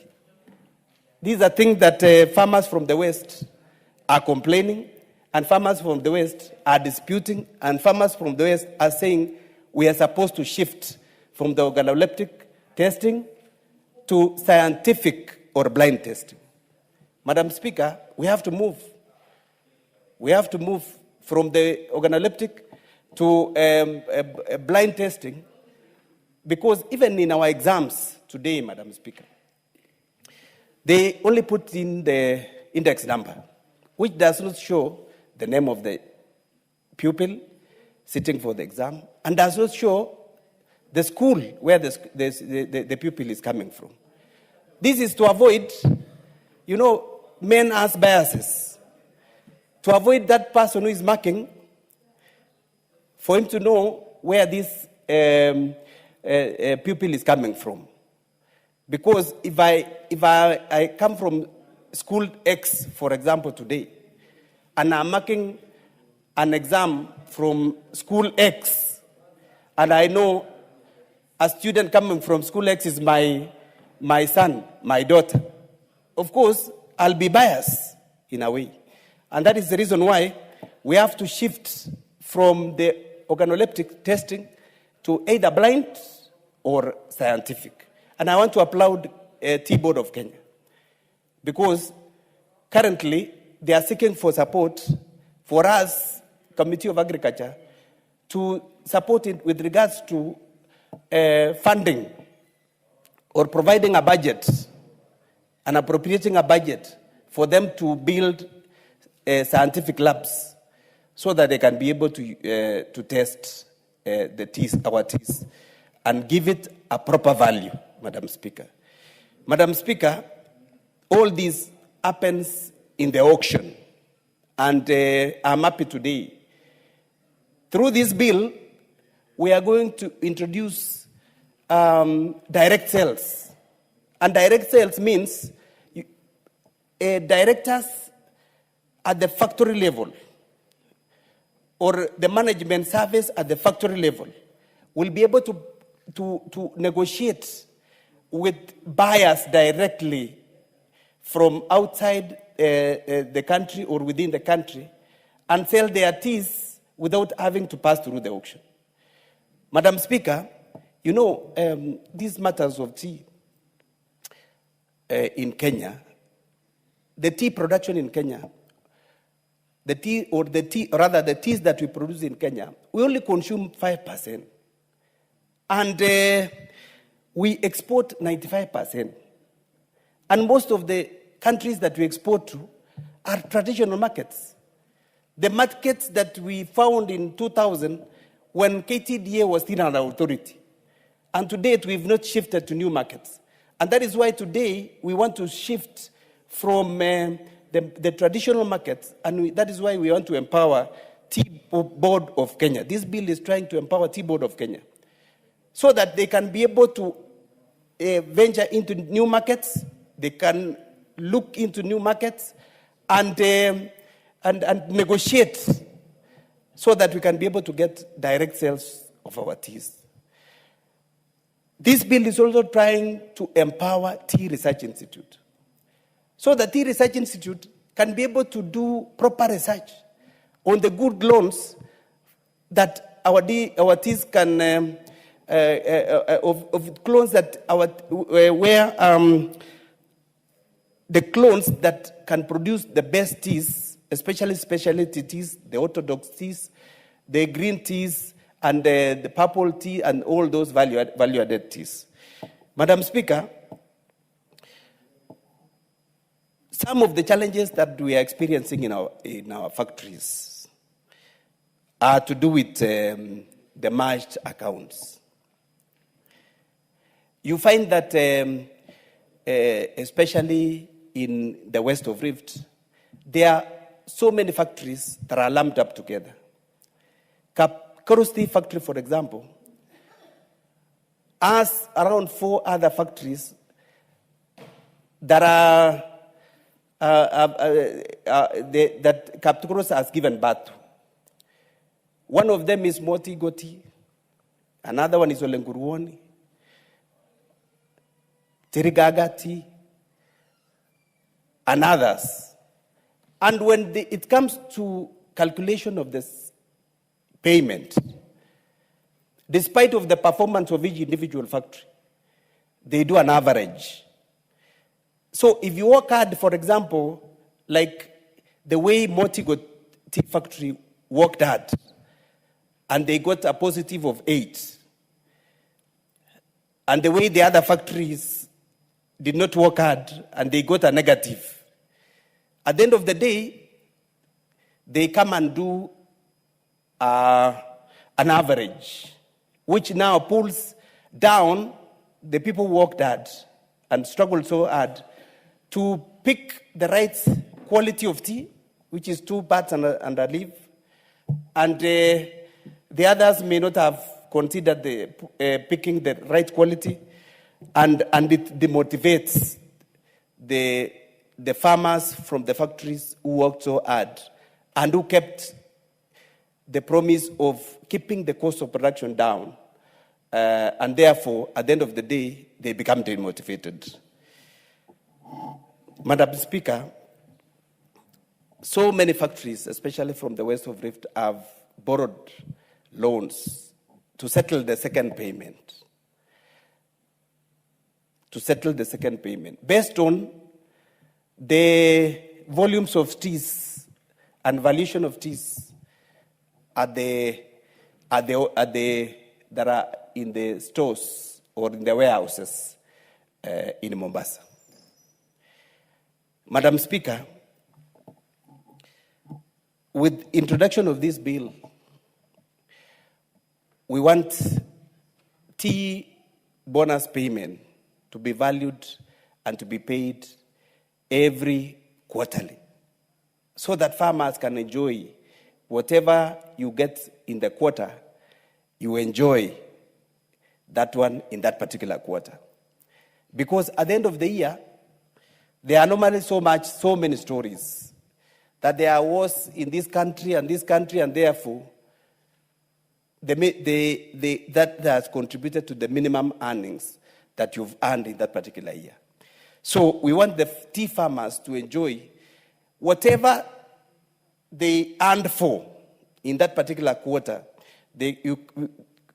KTDA or any other management agency that manage for them to do their calculation and give them their second payment in quarterly so that they can be able to enjoy. Madam Speaker, with those few remarks, I beg to move.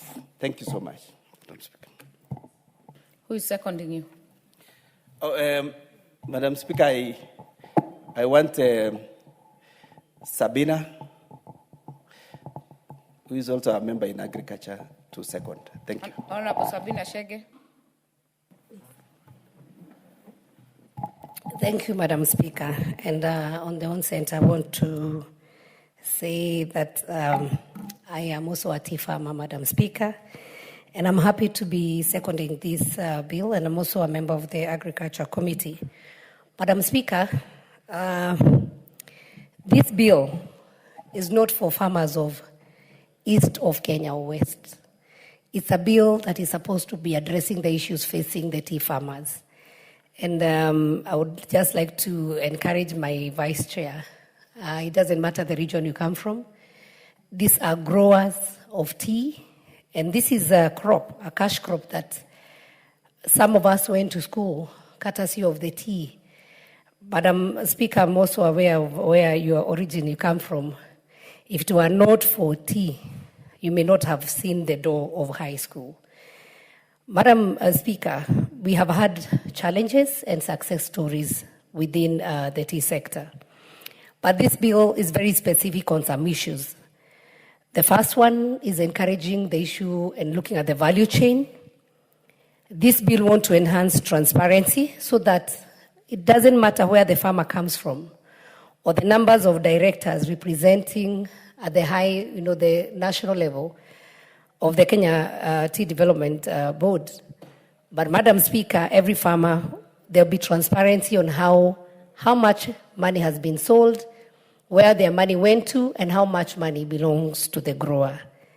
So accountability has been encouraged in this bill, and especially in the people or the factories who adds more effort in value addition, they'll be exempted from some levies, And they'll also be exempted from some taxes so that they're encouraged. We market our tea as Kenyan tea, having been added value. And I am very sure, Madam Speaker, yesterday I passed through a supermarket and I was buying tea, and I was very proud to see some of the companies, Kenyan-owned companies.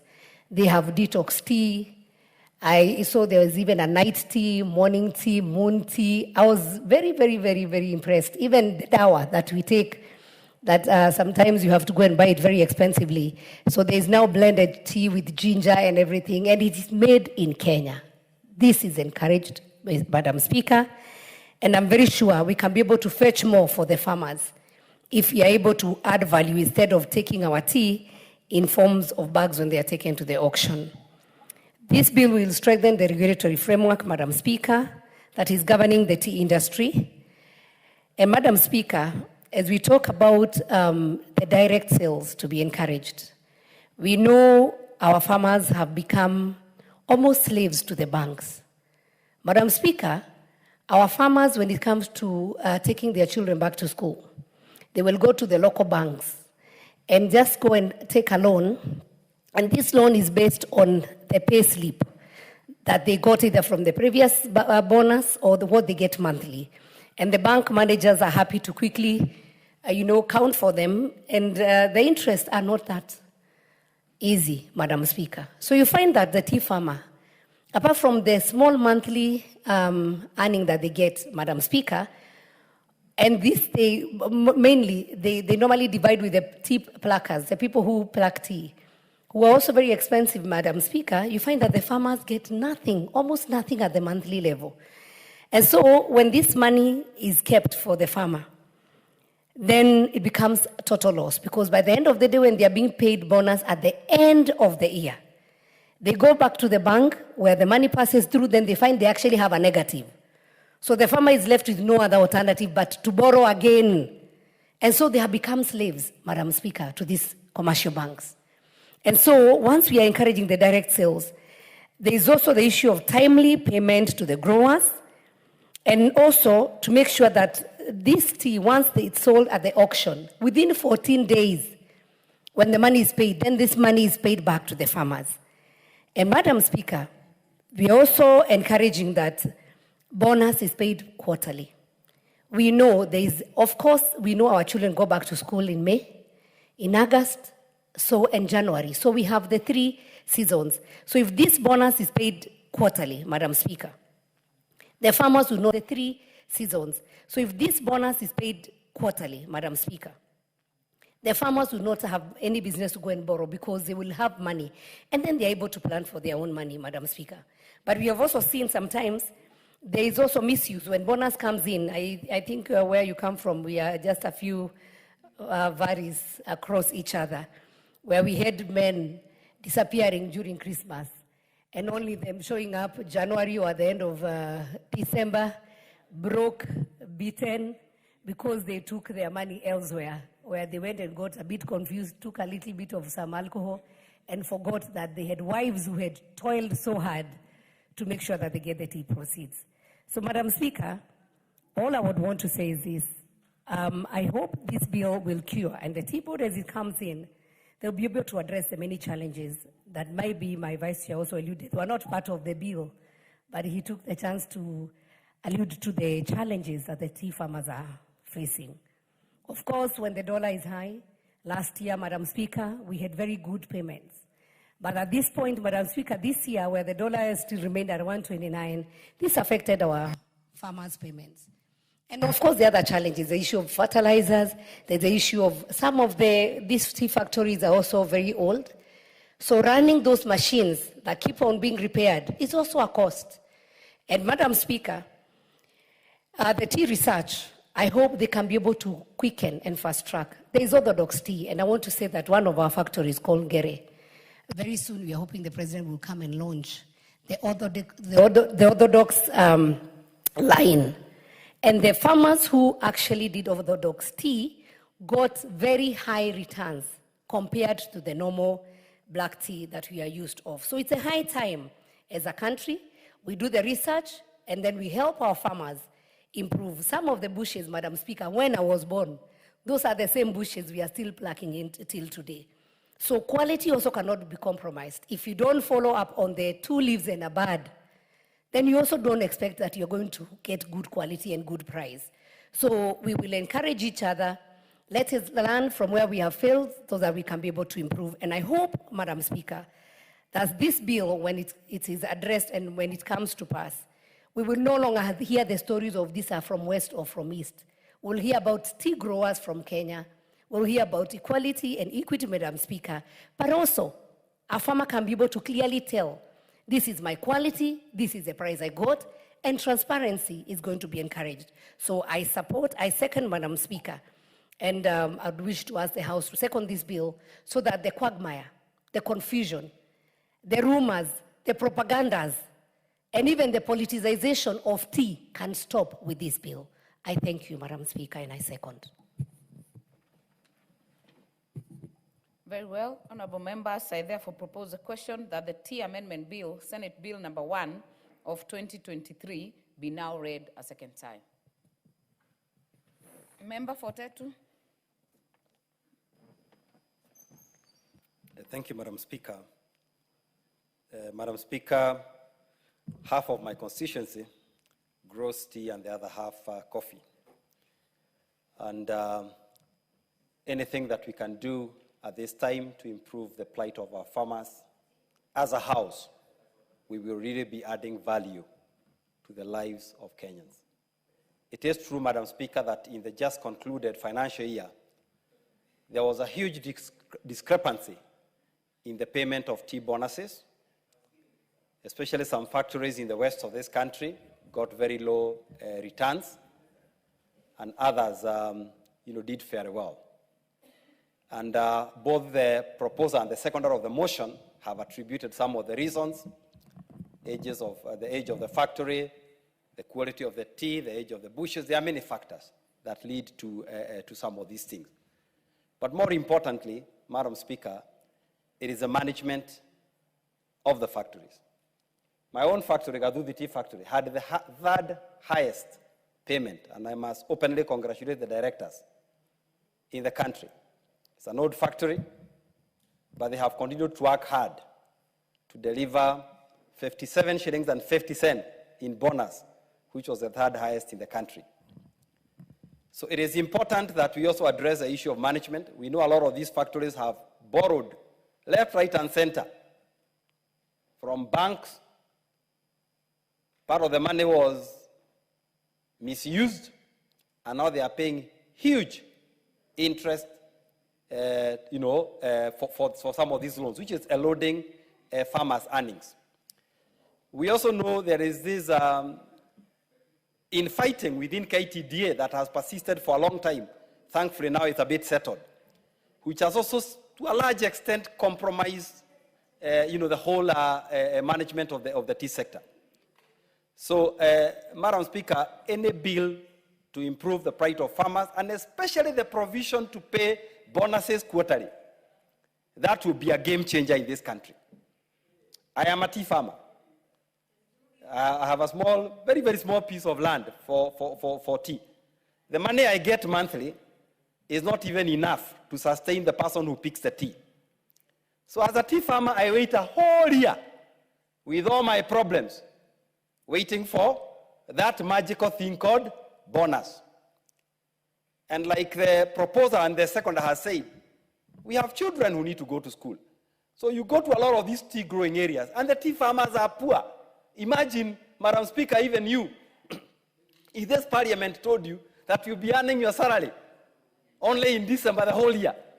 So I don't know where, I think this bonus issue, it's a strange invention. How do you ask the person to toil on their farm every day? Then the only reasonable payment they get is after 1 year. Yet, Madam Speaker, we know tea is sold weekly. Tea is sold monthly. Like now, my own factory, Gaduthi, they have reported to me that their tea for September, they do not even have a single bag in Mombasa because they have high quality tea. It's already been sold. So why should that farmer wait a whole year? So we are impoverishing our people through an ancient archaic system of paying bonuses, yearly. So, Madam Speaker, these and very many other progressive pieces of legislation that have been added to this T bill, the T regulations amendment bill, is something that this House, should be able to embrace. Maybe we should even be considering direct settlement system, like whatever we've been fighting for coffee farmers, so that when my tea is sold, the kilos are known. There's a formula, and I get my money, through M-Pesa, and that will encourage more and more farmers to embrace, tea growing. So this is a progressive bill. It deserves the support of all of us in this House. We hope there are no hidden issues, but I trust the mover, since he comes from a tea growing region. Madam Speaker, sometimes we have huge bills, so we are only told the positive part. Then you have some little hidden issues. So, but because I know he is looking for re-election and he cannot afford to... Member for 10 to that is why you must also read for yourself. Madam Speaker, I've read bits and pieces, but it's a big bill. So, but because he comes from, and he's also seeking the election, he cannot afford to mess up his tea farmers, neither can I. So, yes, I support. Thank you. Member for Kitui Central, Dr. Makali. Yeah, thank you. Thank you so much, Honorable Speaker. Honorable Speaker, I want to thank you for this opportunity. It is obvious that where I come from, we don't grow tea, but I want to support this important bill, Honorable Speaker. Honorable Speaker, listening to those who grow tea, what they are telling the country is they are facing challenges in terms of payments. Our farmers are toiling the whole day, doing very hard work in terms of ensuring that there is tea. At the same time, we all know that the quality of our tea, Kenyan tea, all over the world, is very high quality. And actually, in most cases, is used to improve the quality of tea from other countries. That being the case, we expect our farmers to get a very good return for the tea. But you can hear from those who wear that shoe that things are not working. And that's why this bill becomes very important, Honorable Speaker, that we are able to support even those of us who don't grow tea. Why am I supporting this? I'm supporting because when the tea farmers do well, the farmers from Kitui and the southeastern part of this country who grow what we call ndengu will also be able to support, to benefit as the next group. So, Honorable Speaker, what we are saying is Kenyans from all over the country do grow different crops. And others have their own economic activities. Like when I look at the lake, they have the fishing sector, which is their source of income, Honorable Speaker. And I think what we should be doing as a House is to ensure that we put in place strategies, structures, and even if there is need, legal frameworks, which ensure that whatever economic activity Kenyans are engaged in, Honorable Speaker, that the returns are optimized. In that case, we'll be helping it. We know very well in this country, and when we look at the history of the country, the tea farmers, the coffee farmers, the sugar farmers have actually benefited a lot since independence.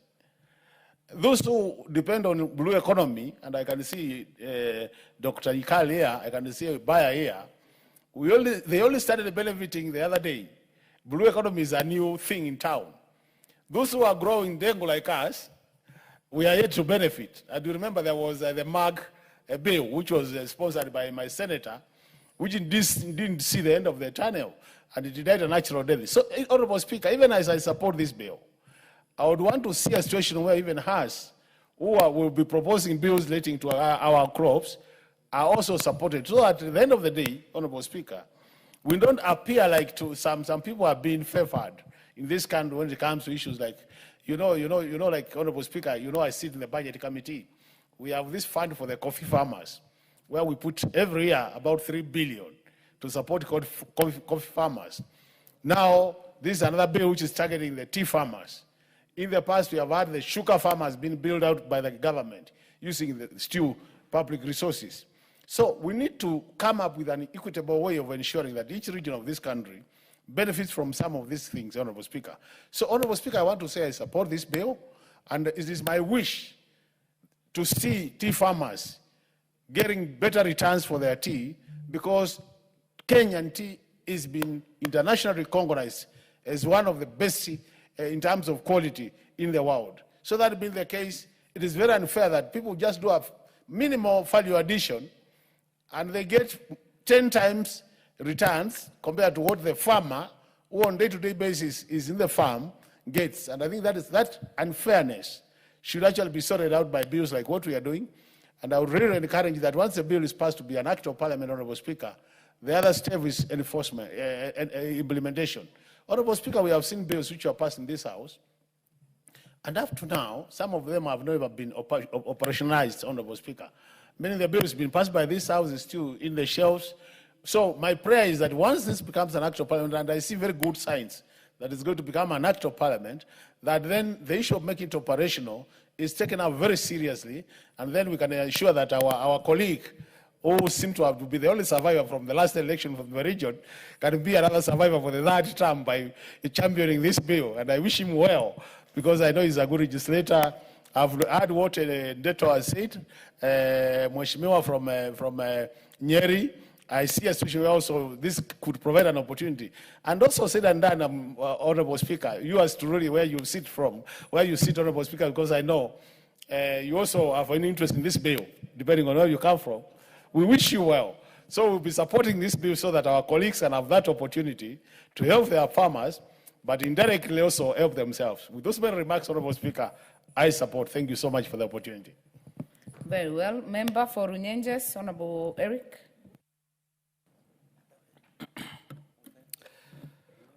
Thank you. Thank you, Honorable Speaker, for the opportunity to contribute to this very progressive bill. And Honorable Speaker, may I state that I represent a constituency where tea is grown in very large numbers. And for the avoidance of doubt, I am the Member of Parliament who represents people who sell their tea in the Rukuriri Tea Factory, which was the best factory in the entire country in terms of the amount of money that it paid the farmers. So as the Honorable Vice Chair is complaining that some people got better and others didn't get as much, we are the people who got relatively more than them. And I wish to thank him for this bill, because this bill is going to help our farmers get more returns from it. Honorable Speaker, the bill speaks to the issue of direct sales for tea by allowing licensed factories to engage in direct sales. And most importantly, Madam Speaker, is that the bill proposes a sales settlement system so that after tea is sold at the auction and it is paid within 14 days, and Madam Speaker, I don't see the reason why tea is bought in January and farmers have to wait for the money until around 10 to 12 months so that they can be paying the same money that they earned many months ago as bonus. So I am a tea farmer myself, and I represent a constituency that has coffee farmers and tea farmers. Already the coffee farmers are benefiting from the direct sales settlement system, because once coffee is bought at the auction, it is paid within 14 days. For instance, the coffee that was sold, Madam Speaker, the coffee that was sold between April and July has already been settled and paid. So I am believing that should our tea be sold and payment settled within 14 days, then factories and directors have a responsibility now to pay the farmers their money in good time, because farmers have bills to pay, farmers have kids to educate, and the more they keep the money, the more they get opportunities to have their money squandered by the managers and the directors who perhaps are wrong. So Madam Speaker, I believe that this law is very progressive. It also provides for the exemption from tax for the factories that are going to do value addition. And nowadays we have seen so many factories, including Mungania and the Rokoria tea factories that are in my constituency, are already doing value addition. So exempting these factories, or rather these factories from payment of tax for products that are value added, means more income to the farmer. And the reason as to why our people are engaged in farming is so that they can get more income from the activities that they do. Honorable Speaker, earlier today I rose here to ask for a statement regarding the delayed payment for milk farmers. And you see, Honorable Speaker, the same people that are doing tea farming are the same people who are doing coffee farming, are the same people who are doing dairy farming. And the common issue that we must address as a government and as leaders is the issue of settlement of dues owed to farmers timely. Because how do you explain, Honorable Speaker, a situation whereby a farmer has to deliver their product, let's say milk, and 4 months down the line has not been paid, yet they have household bills to pay and such. So this tea bill, Honorable Speaker, through its direct sales system, settlement system, will help farmers get their money in time so that they can attend to their other responsibilities that they have. And I believe since it has worked in the coffee sector, even in the tea sector, it is going to work. I have seen, Honorable Speaker, in my constituency, we now have more people planting coffee. And the reason is they are now getting better income from coffee. And I believe now the tea farmers will get help from this progressive bill. So, Honorable Speaker, I support. Owen Bayer. Honorable Speaker, just like the Honorable Makali Mulu, I want to put a disclaimer that we don't grow tea where I come from. But Honorable Speaker, tea, when we were in school, we were told tea is one of those high foreign exchange earners, you know, tourism, tea, coffee, you know, high foreign exchange earners. And we, as a country, we benefited. And you remember there was a time in this country where there are two words that were very important, the coffee boom and the tea boom, you know. And that time, the economy of this country was actually booming because of what was happening in the agriculture sector. That time, there was a lot of very good farm inputs, and farmers were encouraged. And actually, Honorable Speaker, to tell you from the bottom of my heart, this country grew from tea and coffee. You know, that is where it sprang from independence. And you know, tea became one household commodity. Every family had tea in the morning, the British way, including Dr. Yikal's family, and including the Honorable from Suba. You know, tea. I know he takes tea up to today. You don't take tea, you take coffee. Yes, but a lot of families in this country, Honorable Speaker, up to today, they do tea in the morning because tea was such a fundamental drink. It was part of the Kenyan staple food, if I may put it that way, Honorable Speaker. And because of that, Honorable Speaker, economies and families actually got an opportunity to be who they are. They were able to take their children to school. They were able to build nice houses. They were able to grow wealth, Honorable Speaker.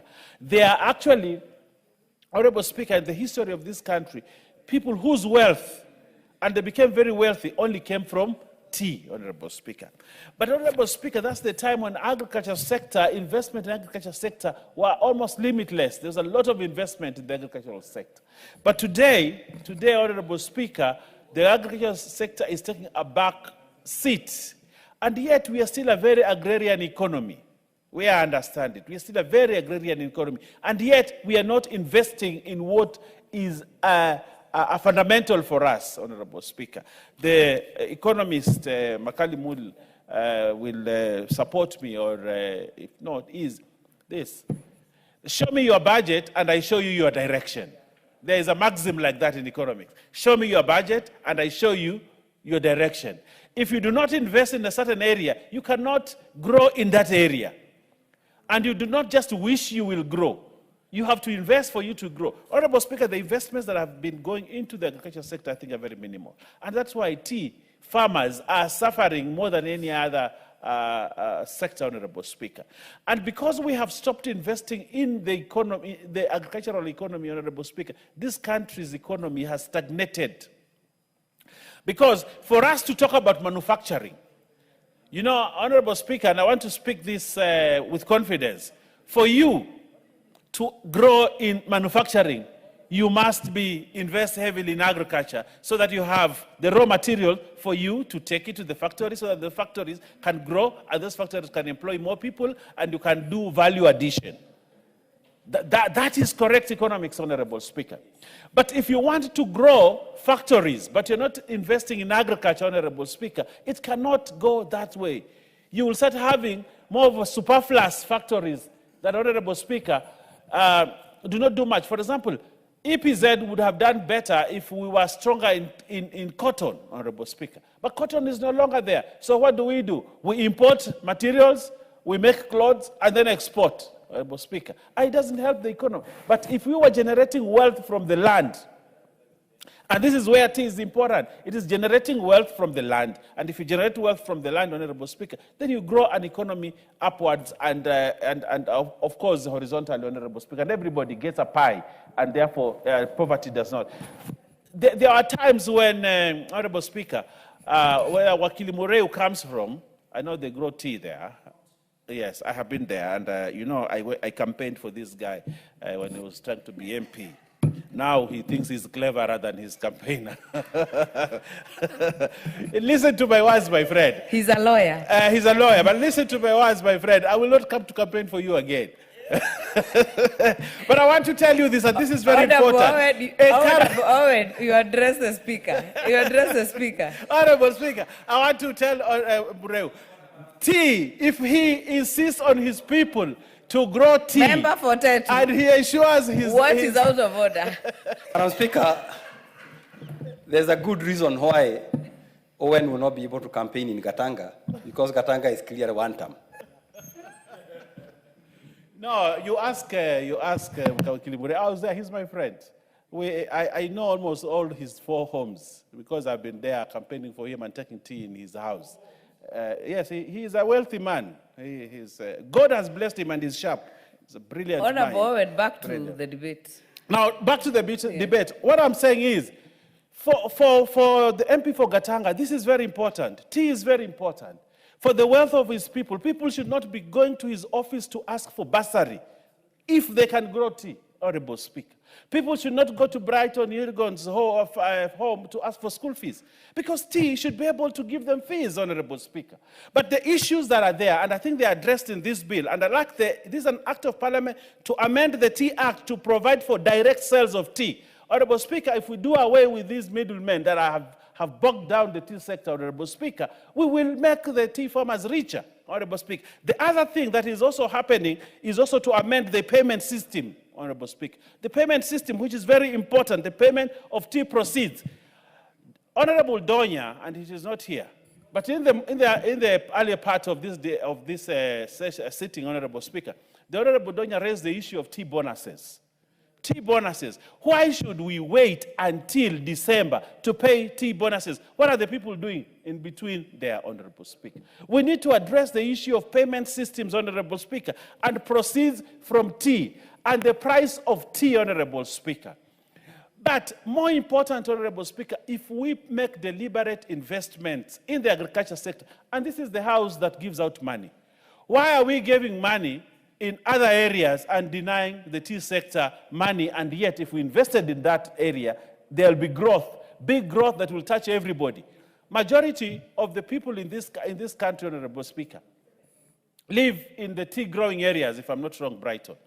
You know, if you look at the population, the way it is distributed, population distribution, you realize that the areas where tea is grown has higher population than other areas. Now, if you invest in areas, if you put your money in areas where there are higher population in that sector, Honorable Speaker, it will grow. And if it grows, everybody will have money in the pocket. And therefore, I want to thank the Honorable Bright Yegon and his team, Brighton Yegon and his team, and the people from the tea growing areas. And I want to tell them, this is a battle you must take to the last drop, Honorable Speaker. The battle to liberate the tea sector, the battle to make tea what it was before, the battle to take the tea economy, I want to call it the tea economy, to another level, Honorable Speaker. We will make this country a more vibrant economy. We'll make this country have lesser poor people, and we'll put money in the pockets of people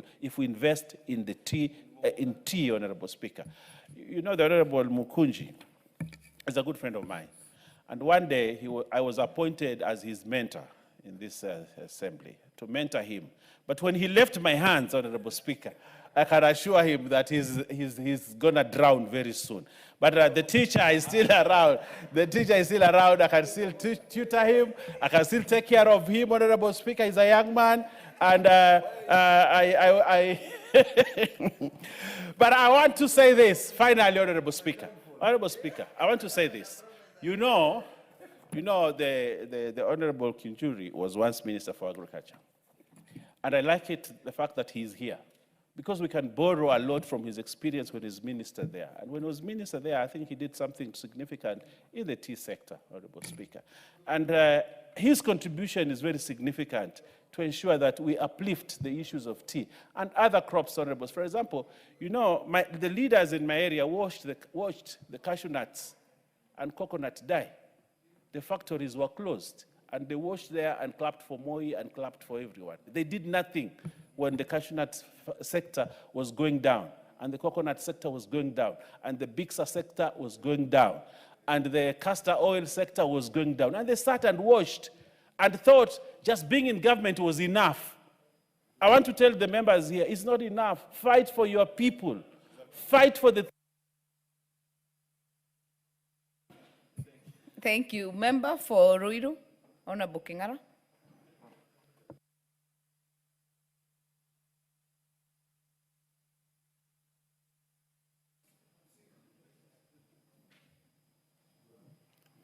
Thank you, Mr. Speaker, Madam Speaker, rather, for giving me this opportunity to share on this very important amendment bill. And may I start by declaring that I'm a beneficiary of tea product, especially when those bonuses were there and were very fruitful, especially matters education. But, Madam Speaker, I always pose a question, and I ask myself, when somebody is happy or when people are happy, they say, let's have a cup of tea. Then I ask this question behind my mind. Is the producer of tea happy as the consumer? I don't know whether one had ever asked him or herself that question. Because it is ironical, you'll be happy of something which is the maker of that something is not happy. I think it should reciprocate the same. The other thing, Mr. Speaker, I will not blame whoever came with the old laws which had been managing tea, because that was then. But, Madam Speaker, now we have come an age where everything is in real time.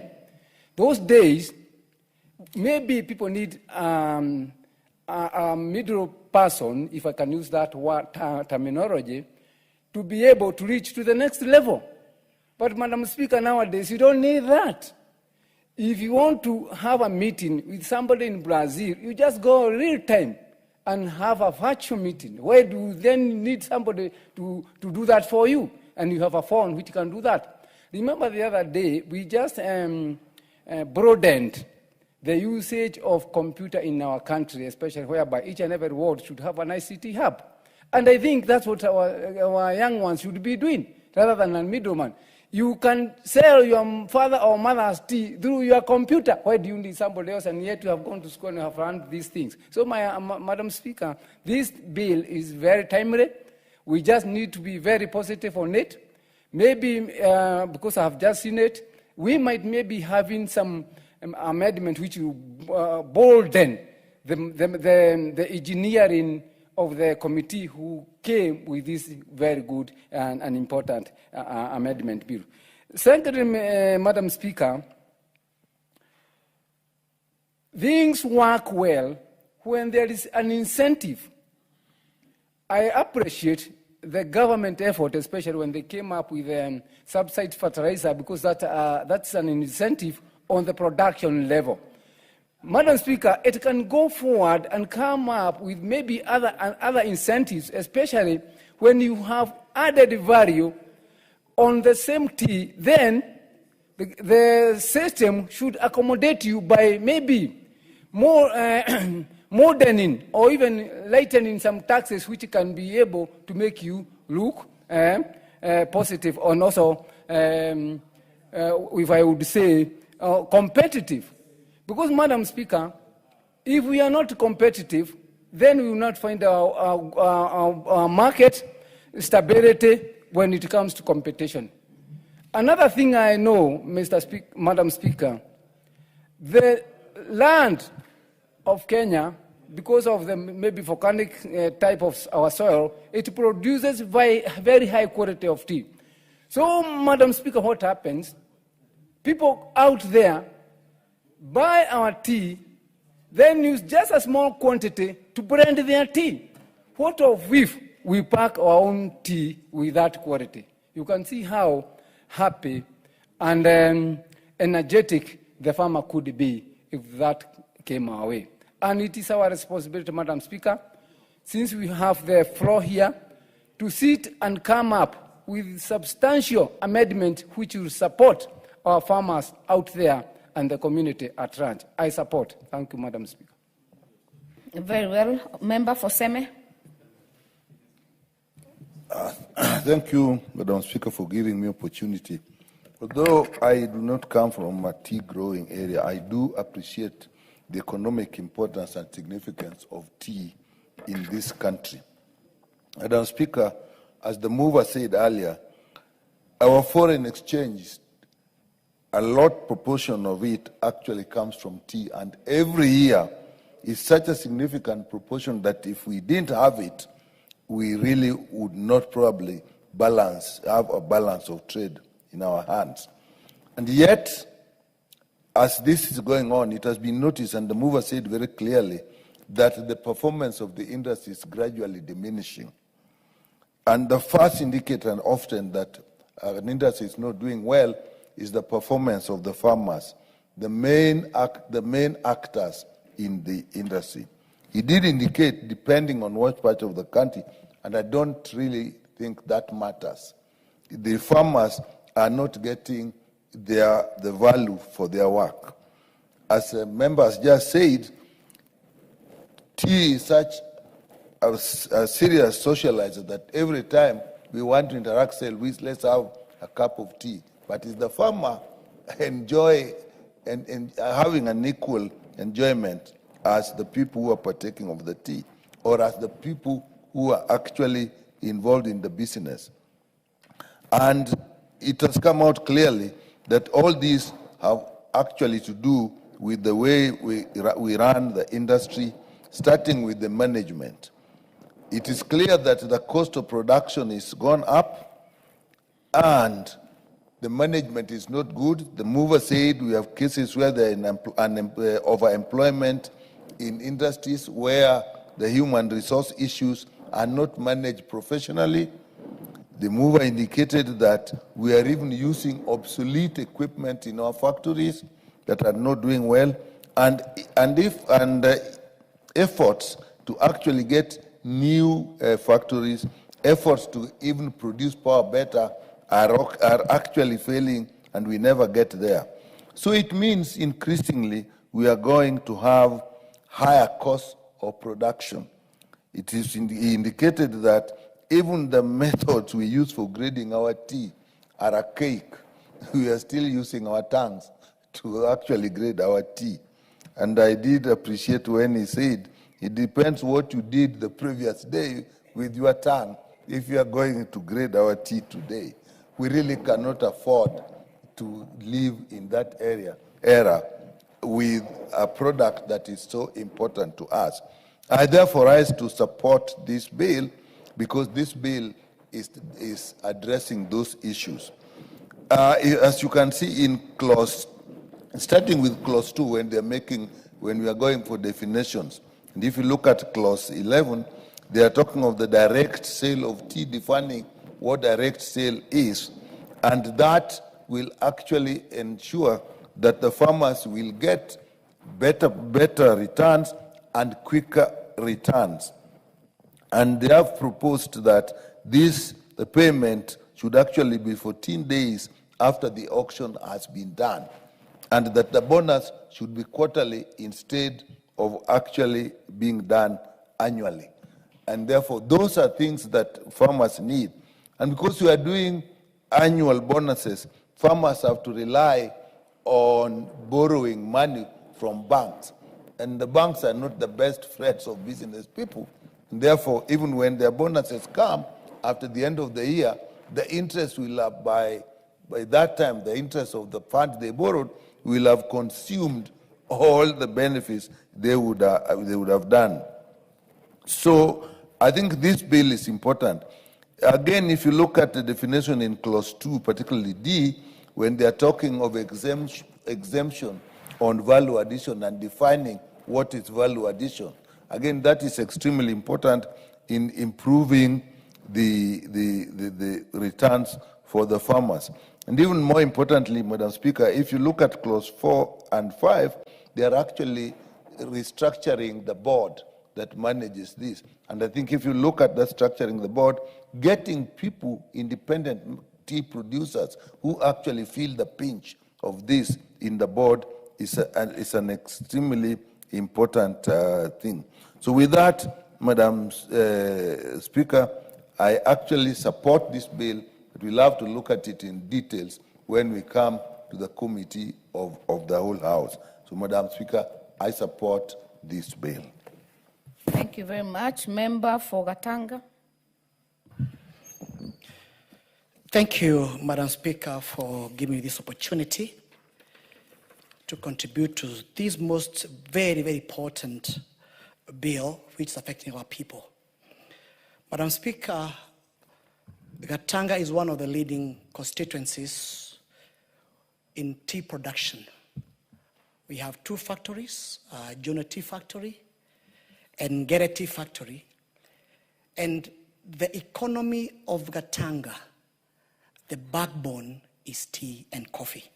And therefore, I would say this bill has come in timely.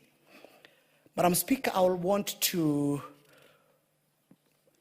support the bill with amendment.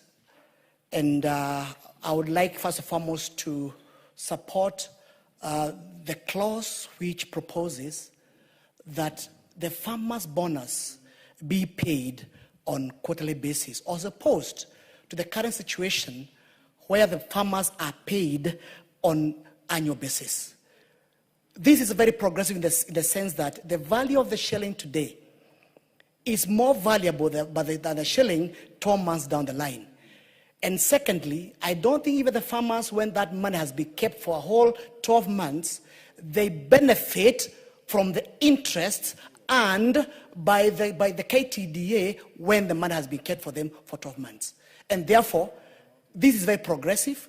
It's going towards making, strengthening the tea production in all the regions in Kenya, and I want to support on that clause.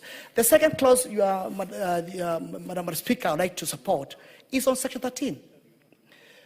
Section 13, Madam Speaker, provides that licensed factory or management agent approved under Section 134 may undertake direct sales. Subsection 2 provides the prices offered at the direct sale shall be competitive and shall be sold at the price above the highest price recorded at the auction within the 3 months of proceeding sale. Madam Speaker, the import of that is powerful in the sense that there are instances whereby you allow the tea to go to auction, and then there is an element of direct sale, but instead of farmers benefiting from a better price, there are deals which are cut under the table, so at least money can exchange hands. But this clause makes it very clearly that the price must be the price recorded at the auction, with the highest price recorded at the auction within the 3 months, the 3 months proceeding to the sale. That, Madam Speaker, cautions the farmers against exploitation. I have a few reservations, Madam Speaker, on this bill. Number one, this government introduced subsidized fertilizer. And my conversation with the factories, they told me that they were told to go proceed, procure, and anything over and above the subsidized price, the government will refund them. Madam Speaker, the factories in this country, they are owed 4.8 billion in cost of subsidized fertilizer. The government has not refunded them. And what do?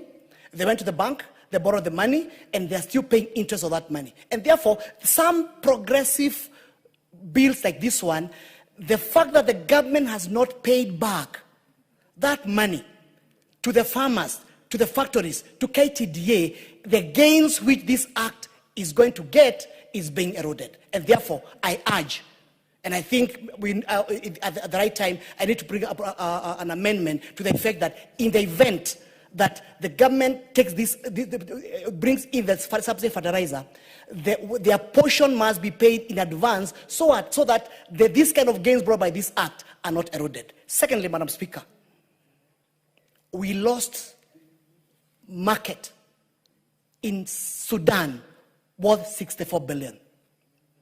The reason why the bonus for 2025 was low is because the farmers lost a market in Sudan. And how did we lose that market? We lost that market because this government went ahead to work with the militia in Sudan. And Sudan government said, no, if Kenya is doing business with Janjaweed, then we ban their tea in our country. Madam Speaker, I would like to urge this. Order. Member for Laikipia East, what is out of order?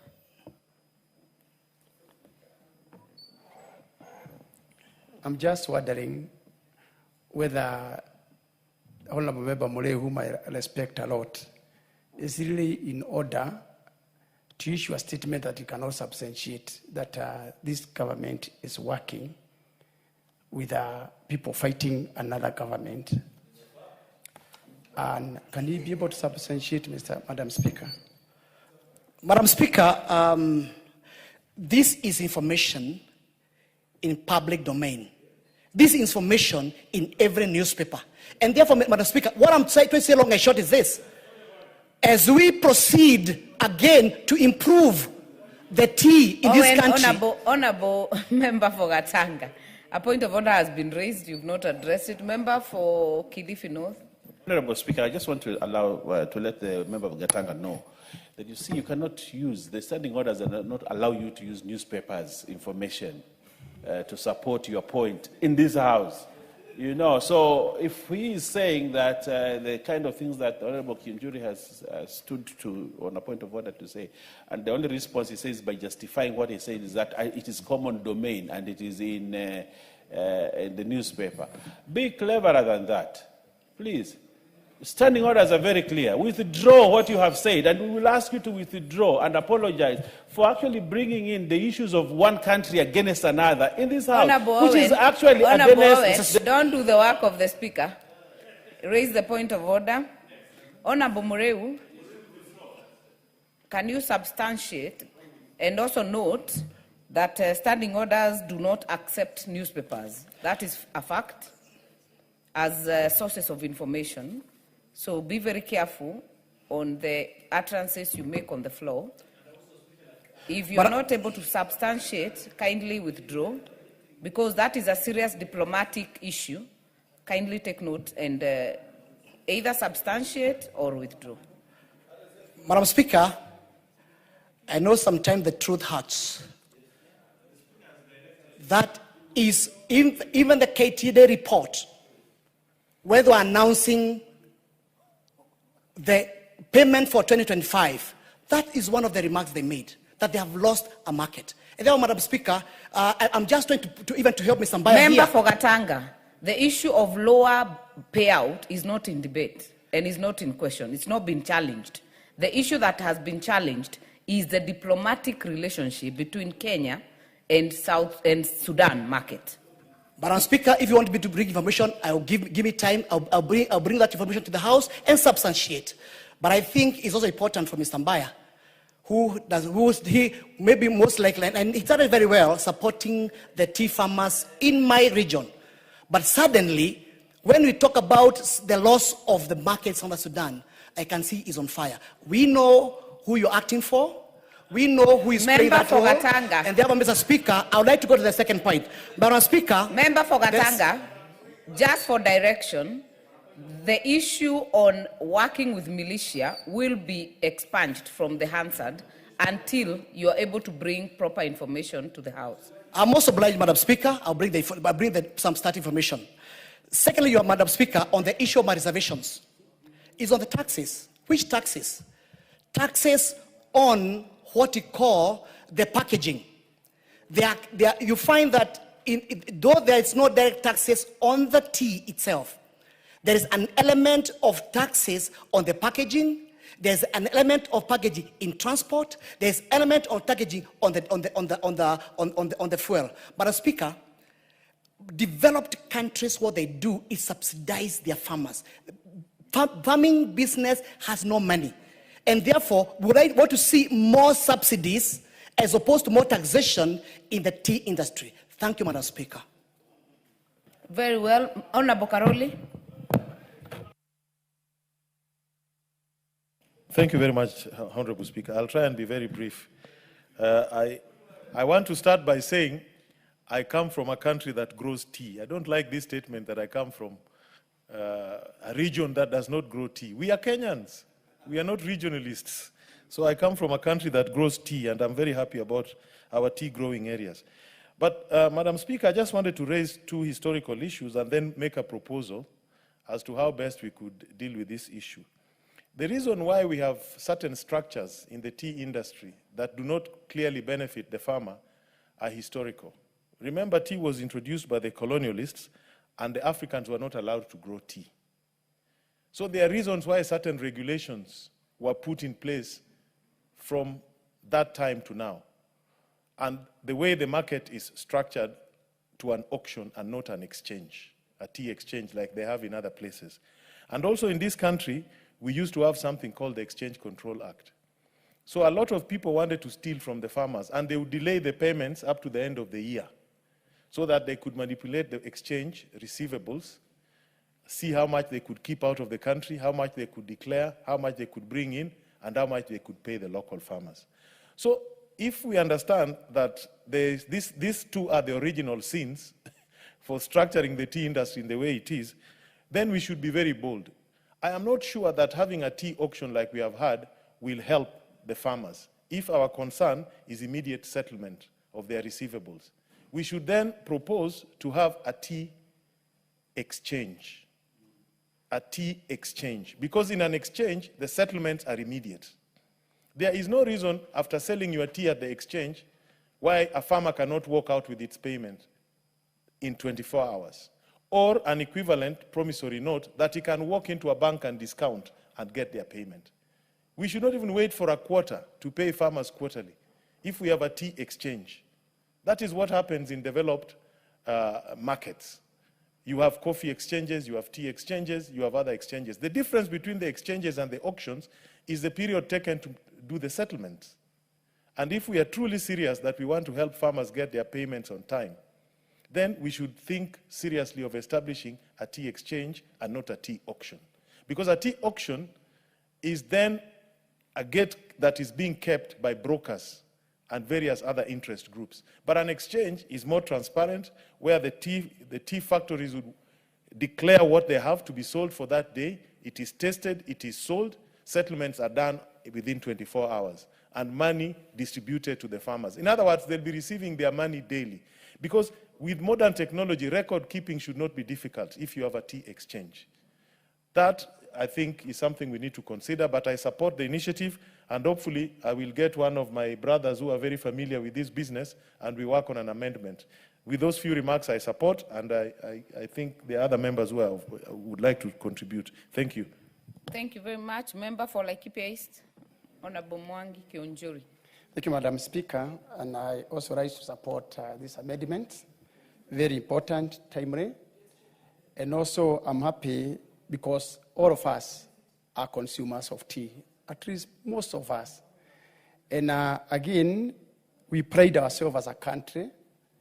A number of things, like when we say we are coffee farmers, we are tea farmers, flower farmers, and we also dominate the international market because of the value of our products. Madam Speaker, we really have discussed this issue for a very long time. I remember being Minister for Agriculture. Same issues that we are coming up, they are the same issues we are discussing today. And if you ask anybody, what is the problem with the tea farmer in Kenya? They will tell you it's about market, it's about management, and those are the two things. How do we market and about management? A lot of reforms have taken place, but the more we reform, the more we continue complaining. And Madam Speaker, I'm happy that this government has taken initiative to ensure at least they are supporting farmers in this country. Among the incentives that have been done, for example, the fertilizer and other subsidies, and also if you look at management, it's a lot of changes that have happened now, Madam Speaker. However, if you look at the complaints that we are having, are we asking ourselves, are we doing the right thing when it comes to public participation, enlightening our farmers? Like the debates that have been there, Madam Speaker, is about discrepancies on who was paid how much and which factory was paid better than the other one. Do we still have extension officers who should be able to go and train our farmers, not only value addition to the finished product, but how we even do the grading, so that our farmers are aware of the consequences.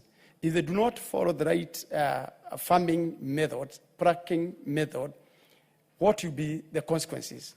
So that farmers will not just go to the farm, start packing their tea without knowledge of the consequences of the actions that you are doing in that farm. Two, this question of marketing. Why do we still market low tea to the international market? Have we tried to encourage investors? Do we have the right atmosphere for investors to come to this country? Because what they are doing with our coffee, with our tea out there, or our coffee out there, can also be done in Kenya. If you look at the factors that are supporting production, factories, value addition, they are all here. There is nothing you can say that there is a mineral required somewhere so that you can be able to mix up this and this to get tea, proper tea, to get the market. So what are we doing to ensure that we encourage our competitors, the investors, to ensure that even if they are given a moratorium, to ensure they can recoup their investment, and we save our farmers from those other people who are already oppressing our farmers out there. If you look at the last 3 years, through coffee, tea, international market, we have been able to stabilize dollar, foreign exchange, and those economic benefits are spread across the country. Why don't we also have affirmative action to ensure that those farmers are also taken care because they take care of this country?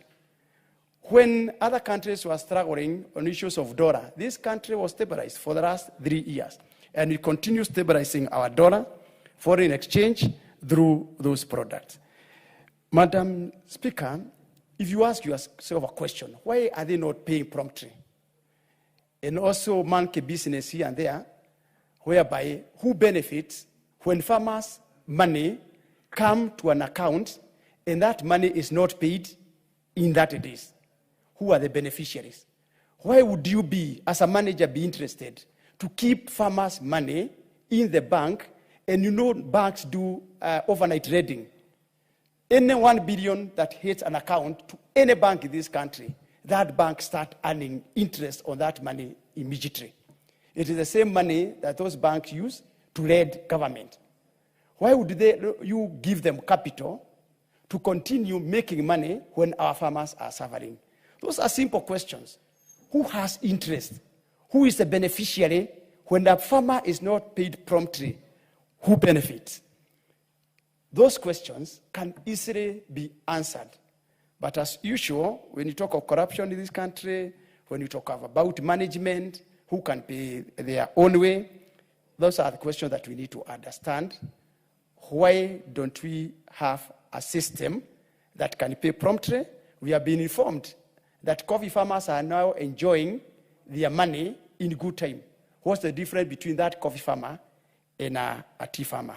So, Madam Speaker, I think we should look a way forward, ensure that our farmers are properly supported, put the systems into place, let the county government work alongside with the national government so that our farmers are supported from growing of tea to the international market where they market their tea. With those few remarks, Madam Speaker, I support these amendments.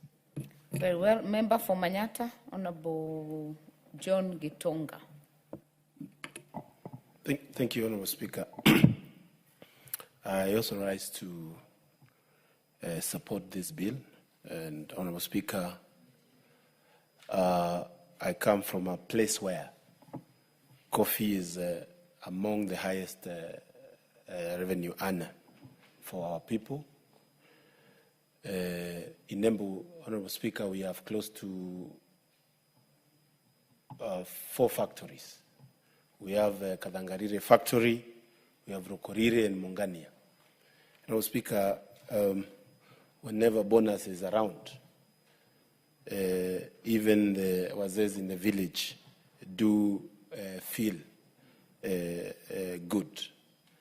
And Honorable Speaker, this bill that seeks to check on liberalization of the market is a bill, Honorable Speaker, that is going to help, especially on the whole fake issues that happen around the auction and KTDA. Honorable Speaker, direct sales will really help us to ensure that even our marketings are quicker and faster, and farmers, Honorable Speaker, will get their returns in record time.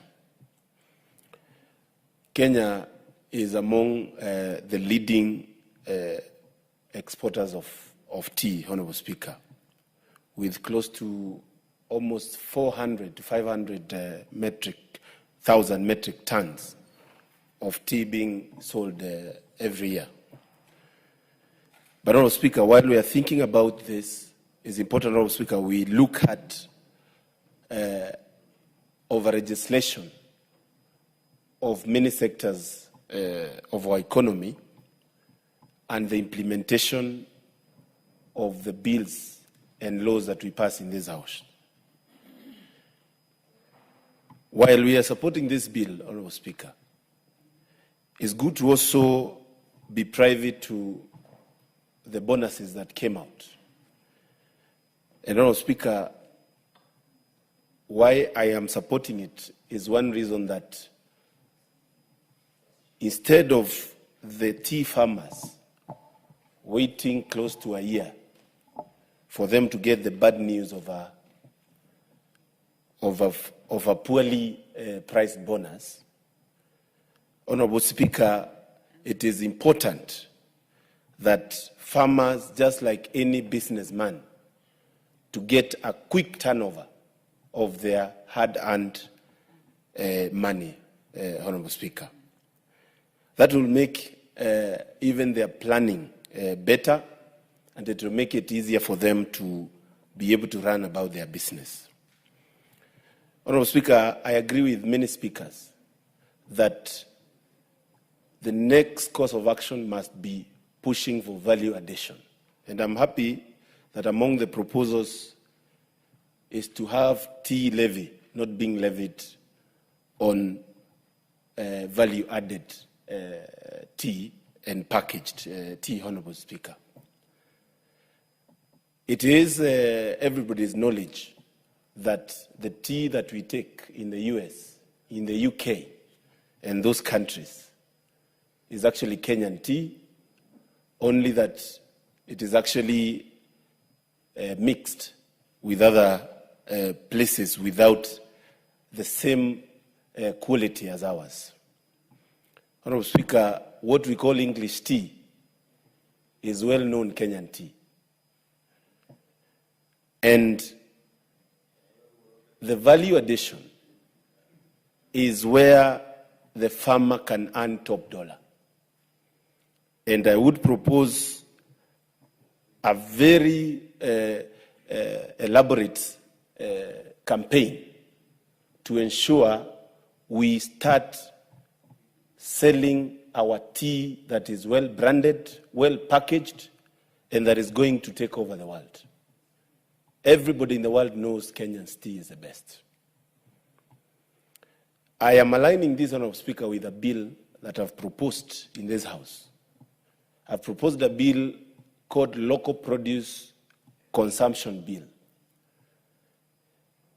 It is a bill that is meant to entrench and ensure we promote what we produce, more than, Honorable Speaker, making sure that we don't have things that we are producing for ourselves and we are not promoting our own produce. Honorable Speaker, if we are able to actually do value addition, and many factories, especially from my area, have tried to package, but Honorable Speaker, they have not gotten to the standards where we can have their produce going global with the branding that they are doing. The government is where they're supposed to come in. The government must come in with very elaborate campaign to ensure they promote the branding of our produce in Kenya, Honorable Speaker. It is a shame also, Honorable Speaker, that 90% of our tea is for export.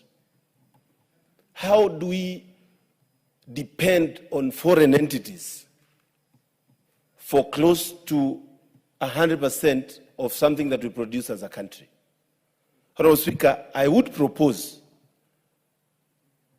and I have seen it being practiced in countries such as China, which is the biggest producer of tea. Whenever you sit down like this, Honorable Speaker, you are served a cup of tea. When you go to bed, you are served a cup of tea. In Kenya, we also have to push to ensure our local... Order, Honorable Mukunji. You will have a balance of 3 minutes. Order, members. Ningemaliza tu.